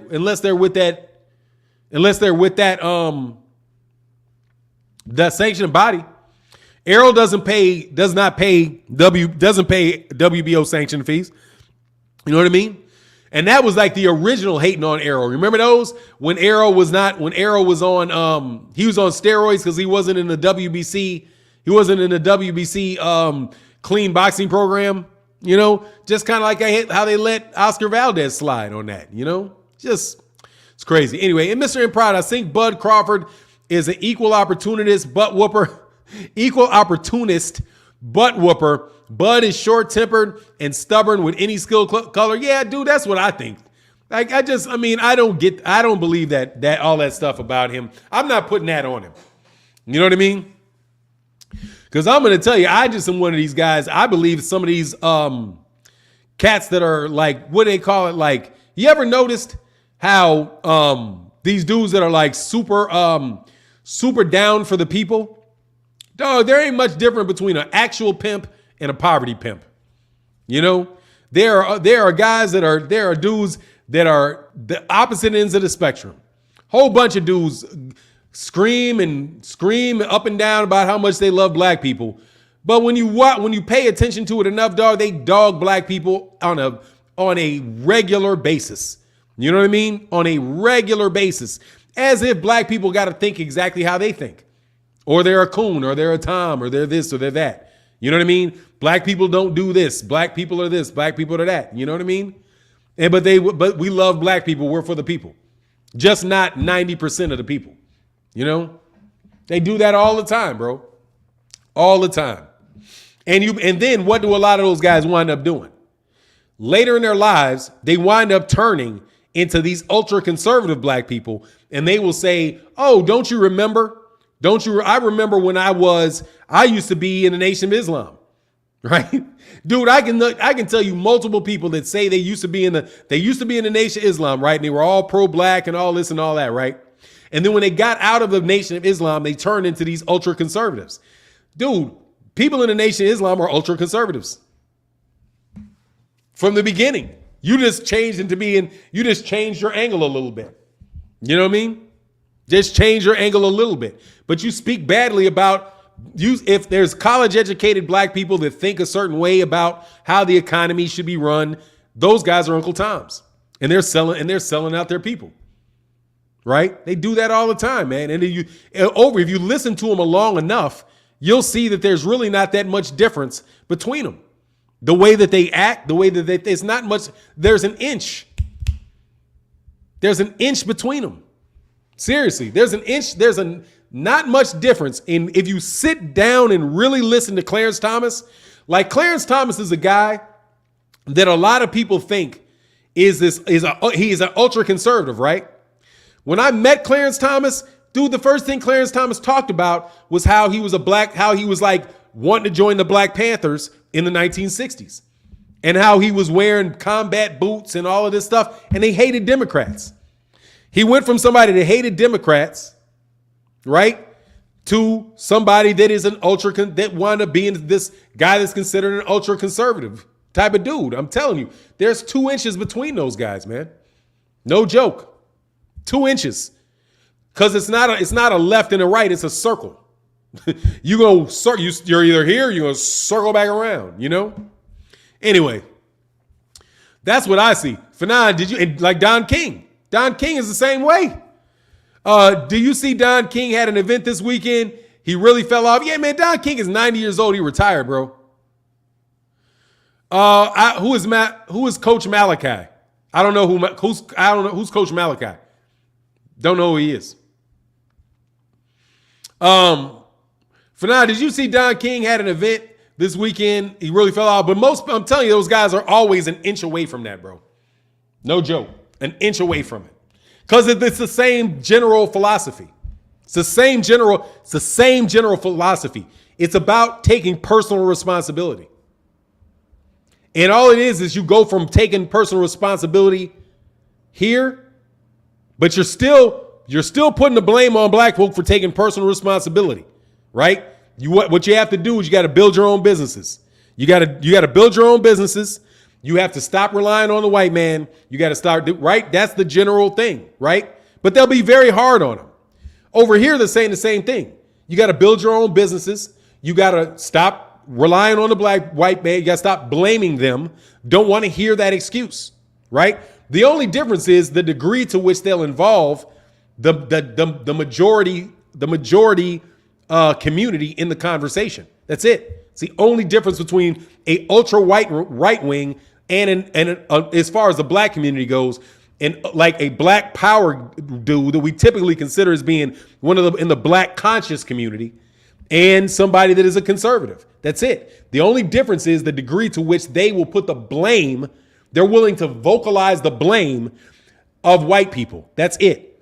And when you're in the ultra conscious community, you're willing to say that what white people are doing is bad. When you're in the ultra conservative community, you're not willing to say that.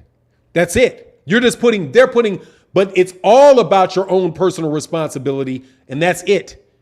I'm telling you. Other than that, they're the same. They have the same mind process. That's it. Which is why they always try to sell you this idea. They try to sell you that, oh, I've changed so much. I used to be there, but now I'm all the way over here. No, you didn't change much at all. The only thing that you did is you started putting more blame on black people than you already were. That's it.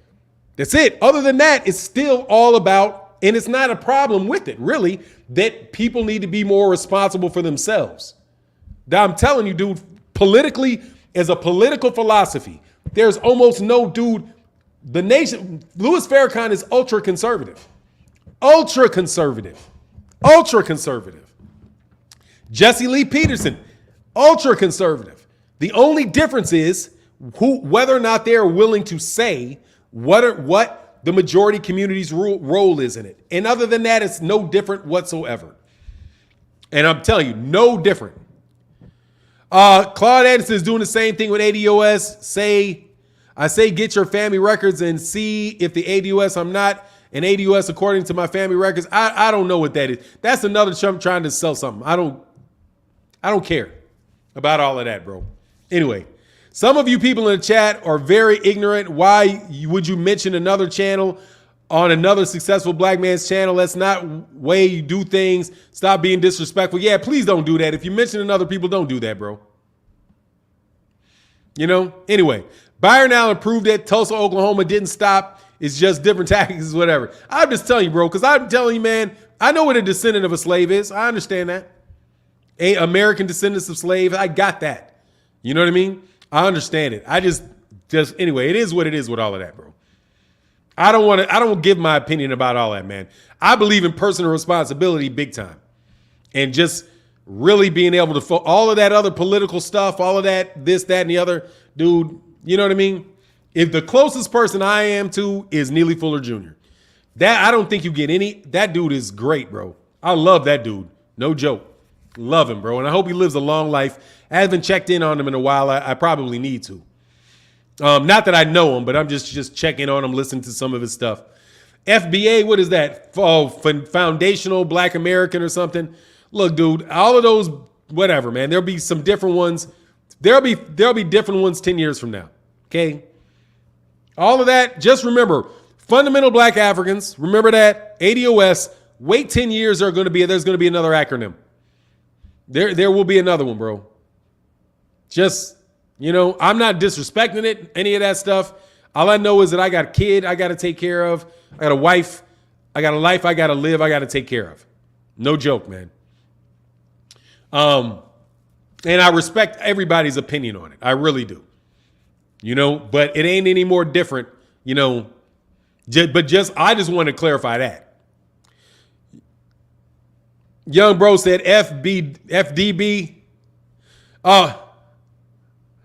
Claude Anderson and Tariq Nasheed are the truth. Hey man, much respect to him, bro. No joke. King Sam, I don't think any of these moves. Let's move. I don't think any movements are saying that you are supposed to take care of your responsibilities. Much love in that super chat. King Judah said, I was raised by a Democrat, but I see the logic of conservatives, and I can't support the blatant racism of most conservatives or Democrats. Or Democrats, bro. Democrats are just as racist as Republicans, man. No joke. Go about it a different way. The lion and the lion and the fox. It's not much difference, bro. No joke. Not much difference, bro. But it is what it is, bro. Anyway, I want to talk about all that, man. I want to keep on this boxing while we still got this go, bro. He said, Fanon, do you agree that Ryan Garcia should retire since he doesn't want to fight against anyone? No, man, he's a young kid, dude. He's a young kid. Why should he retire? Ryan Garcia is a good fighter. You know what I mean? He's a good fighter. I don't see why he should retire. You know, but much love, King Judah, man. You really hold down the chat today, bro. You know, I don't see why he should retire. I think he's a very good fighter, man. And I appreciate Ryan Garcia. No doubt. You know, he's a good fighter, but he's a prospect. The problem with Ryan Garcia is really, it's the same thing we're talking about with the sanctioning bodies. Ryan Garcia's a good fighter, but he's a prospect. You know, he's a prospect. And there's always trying to talk. They actually started mentioning him like he's a champion. They say, oh, King Ryan, you know, of the four kings. None of those dudes are kings, man. Those guys are all prospects, man. Like those guys, and Gervonta, I love Gervonta as a fighter, but Gervonta is not. I mean, none of these guys are fighting each other, man. You know what I mean? They're all bumping their lips at the end of the day, right? They're all bumping their lips at the end of the day. Teofimo George Kambosos got lucky to get that fight with Teofimo Lopez. That's it. He got lucky to get the fight. I'm not saying that he got lucky to win the fight. I'm saying he got lucky to get the fight. That the WBO mandatory, they didn't think much of him. K's the mandatory, we're gonna go blow by him, whatever. You know what I mean? Other than that, so he fought one good guy. One in Teofimo Lopez. Teofimo Lopez fought one good guy in Vasily Lomachenko. Devin Haney has fought no top guys. No top guy, in my opinion. No top guy. Because none of them had a belt. Right? Ryan Garcia has fought no top guys. No top guy. Top guy. Right? He hasn't. Gervonta Davis has not fought any top guy at 135 pounds. He's not done it. None of these guys have fought. That's what Tank was saying. None of these guys have fought each other. None of them. So the whole idea that these dudes are kings and all this stuff is a lot of it's a lot of lip bumping. And I don't mind it because I do a lot of lip bumping too. That's part of the game is lip bumping. But it is what it is. It's not like, you know, none of these dudes are doing what Errol Spence did. None of them have done what Errol Spence is doing. Errol Spence is literally fighting all these guys. Right? Literally fighting these guys. When he fights Ugas, that is literally fighting the top guy in Ugas. Fought Sean Porter, top guy in Sean Porter. Top guy in Danny Garcia. He's fighting these guys. You know? The guys are lightweight, none of them are fighting each other. We don't know how Devin Haney would do it. And honestly, how Devin Haney would do against these guys. Or how Gervonta Davis would do against these guys. Or Teofimo Lopez would do against those two other guys. Because none of them have track records behind that. That's not even the case. It's not even the case with like what's going on with Terrence Crawford. Terrence Crawford got a track record behind him.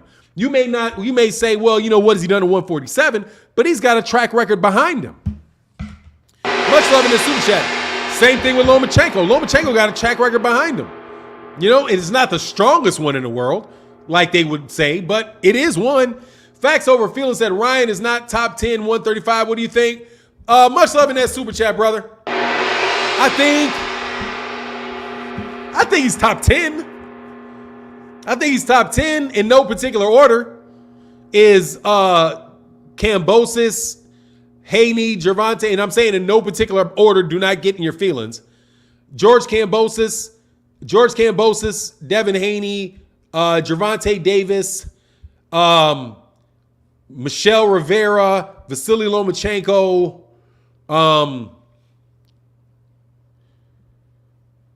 Frank Martin, who else? Because I like Frank Martin. There's another dude in there, dude. Who's another dude I'm missing? But Ryan Garcia's got. Dude, Ryan Garcia's gonna be there with them. They got some overseas lightweights. I know I'm missing some other lightweights.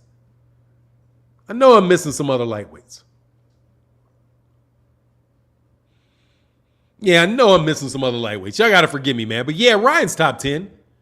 You know, Ryan's definitely top 10. King Judah in that super chat again, bro. You definitely holding it down. He said the way they duck Haney, anybody can get a shot at undisputed, not name Haney, even me. Hey, man,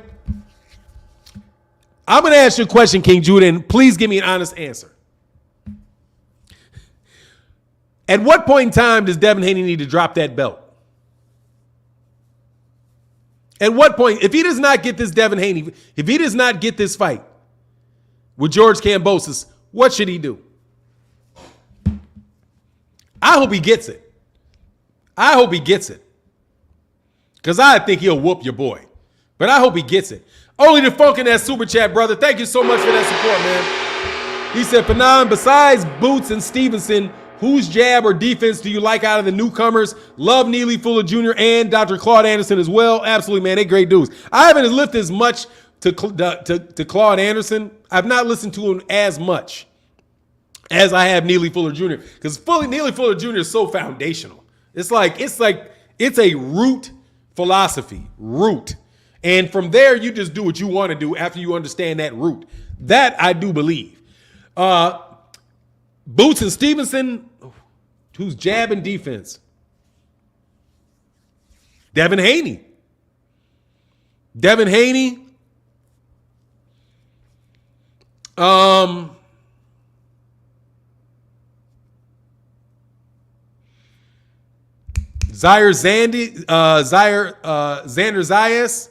Xander Zayas at 154. Jared Anderson at heavyweight. Yeah, them pretty much. Jared Anderson, Devin Haney, Xander Zayas. Yeah, probably those guys. I know there's probably somebody little. Gary Antoine Russell. Like him. I like Frank Martin. I've seen a little bit of Frank Martin, but from what I've seen of Frank Martin, I like Frank Martin. Out of that southpaw stance. I like Frank Martin. King of King, Fanon, how's your son's ankle injury? He's getting better, man. He's walking now. He's walking there. He's getting better. Definitely, man. He's definitely getting better. King Judah said, I've been saying he needs to take a huge pay cut or drop that belt. No in between. No joke, bro. Dog, now, but if he's making, look, if his purse is $750,000, they're asking him to make less than $750,000. Which means they're not, and guess what? That's the problem. You can't tell me that's not a problem. Okay? Like, King Judah, for a second, let me take what you said, all right? If what they say is true, that his base pay is $750,000, right? And then after pay-per-view or whatever, because I don't see where he gets pay-per-view from, but he gets $1.5 million on a pay-per-view that doesn't exist. I don't understand that. But regardless, right? And then after the gate, he gets $3 million. Right? You know how big the gate would have to be for him to get $3 million off the gate? To get $2 million off the gate?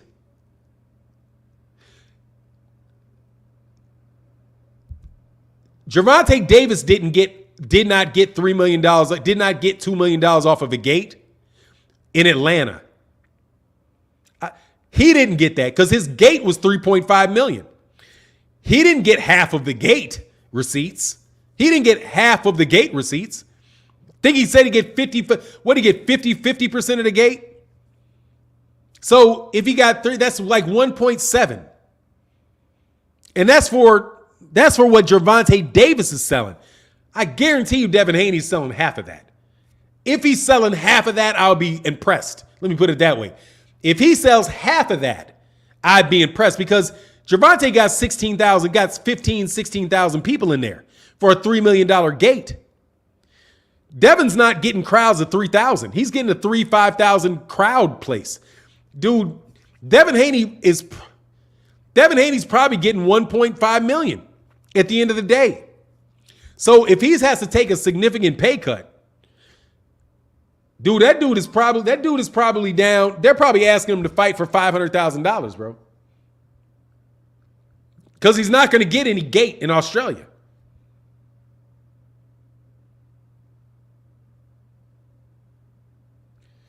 Oh, somebody says, I tried to send you in the Cash App. It says you can't accept anything right now. Hold on. Oh, okay, hold on.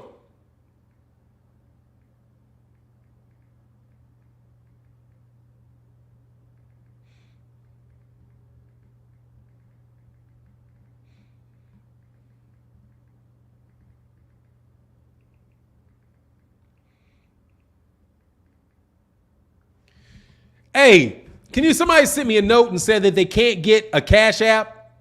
That the Cash App saying I'm not accepting Cash App? Can somebody send like 50 cents in the Cash App and I will reject it? And just let me know. Just send it in Cash App and I'll reject it. For the first person that does it, because I just want to see if my Cash App is working. I do have the ability to reject the Cash App though. So just so you know, if you send $1, I'll reject it so that I know, because I just want to see if you can send it. Because somebody just sent me a note and said that they can't get the Cash App, and I just wanted to see if that was true on somebody else's end. My man Truly Israel said De La Hoya knew what he was doing with Ryan, similar to Styles. Let's give him about 3 or 4 years and see how he grows. Yeah, man, that's where I am with him, man. I just don't think he's ready, man. He's a prospect, man. He's a prospect that they're building up with a lot of media deals. So I don't think there's anything wrong with that. Mike, not super chat, Cash App. Okay, the Cash App. If you could do it in Cash App, I'd appreciate it, because I wanted to know, because somebody said that they couldn't get it, that it couldn't come through. Let me see. Okay, Kevin A. and Gary, thank you, brother. I'll reject it.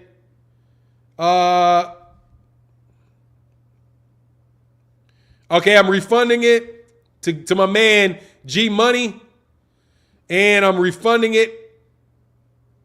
Oh, my man said accept it. Oh, okay, I'll accept it. Thank you, brother. Thank you so much, bro. But I did refund the other one. And Kevin Faulkner, I'm gonna refund yours. Thank you so much. It did work. Okay. All right, man, I'll send it back. Oh, you saying keep it? I already refunded it. Whoever did it, I did refund. I'm gonna keep my word. I just wanted to see if we could test it. Thank you, brother, so much. But I refunded it. I just wanted to make sure that I knew that something wasn't wrong with my Cash App. Thanks, brothers. Thank you so much for your help, man, in that regard. And I do appreciate the Cash Apps and the Super Chat. Cash App actually helps the channel more than Super Chats. It really does. But thank you, Gary. And I didn't see that beforehand. Thanks, Kevin. Joe Smith looked lackluster in his last performance. Yeah, but I'm going to tell you what, bro. It's more than likely that that Charlo fight is going to get made now, because now you know Joe Smith and Arthur Beterbiev are both out of the conversation for it. They're both out of the conversation for it. You know what I mean? They both out of conversation. So that makes me even more hopeful that Canelo and Charlo was going to happen, bro. E-Moneybag said, why doesn't Thurman get the same credit as Spence? He beat a prime Porter and Garcia because he was injured. That's it. Because he's injured. Other than that, that's it. Because he was injured. That's it. Because he's injured. And okay, cool. Yeah, because he's injured. And he didn't fight Errol. And there's a lot of Keith Thurman haters, bro. I'm trying to tell you, there's a lot of Errol Spence haters are really Terrence Crawford fans, are really Keith Thurman fans. That's the misnomer. A whole lot of Keith Thurman fans, a whole lot of cats jumping on Errol Spence about Terrence Crawford are Keith Thurman fans. If they're from Florida, they're a former Keith Thurman fan. No joke. True Israel said, I heard Canelo Alvarez team already confirmed Charlo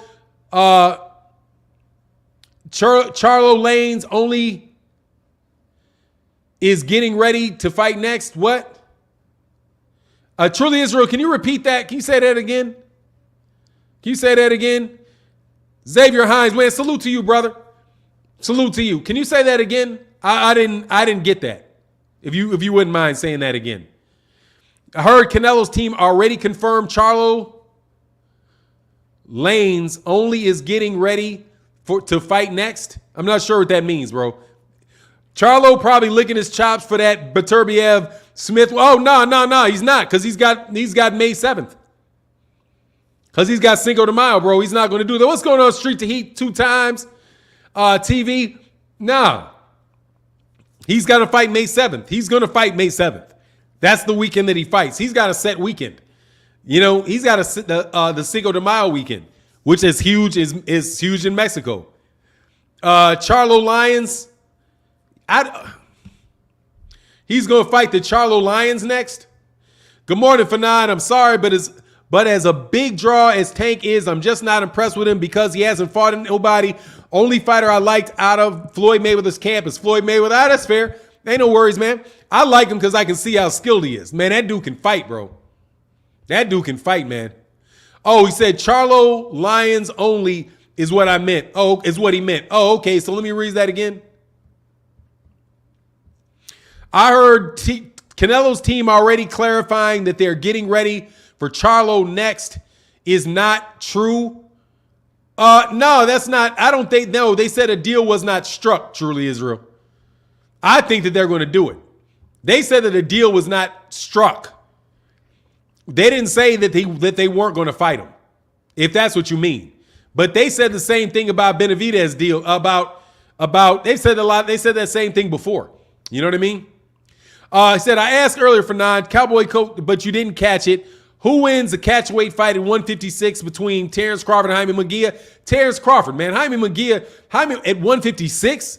I would still take Terrence Crawford over Jaime Munguia. Even though that might be a tough and dangerous fight. But I would still take him over that, man. But look, I got to get up out of here. Much love to everybody in the chat, everybody in the super chat. Thank you guys so much for your support today. And with that, I'm going to catch you guys tomorrow. Deuces.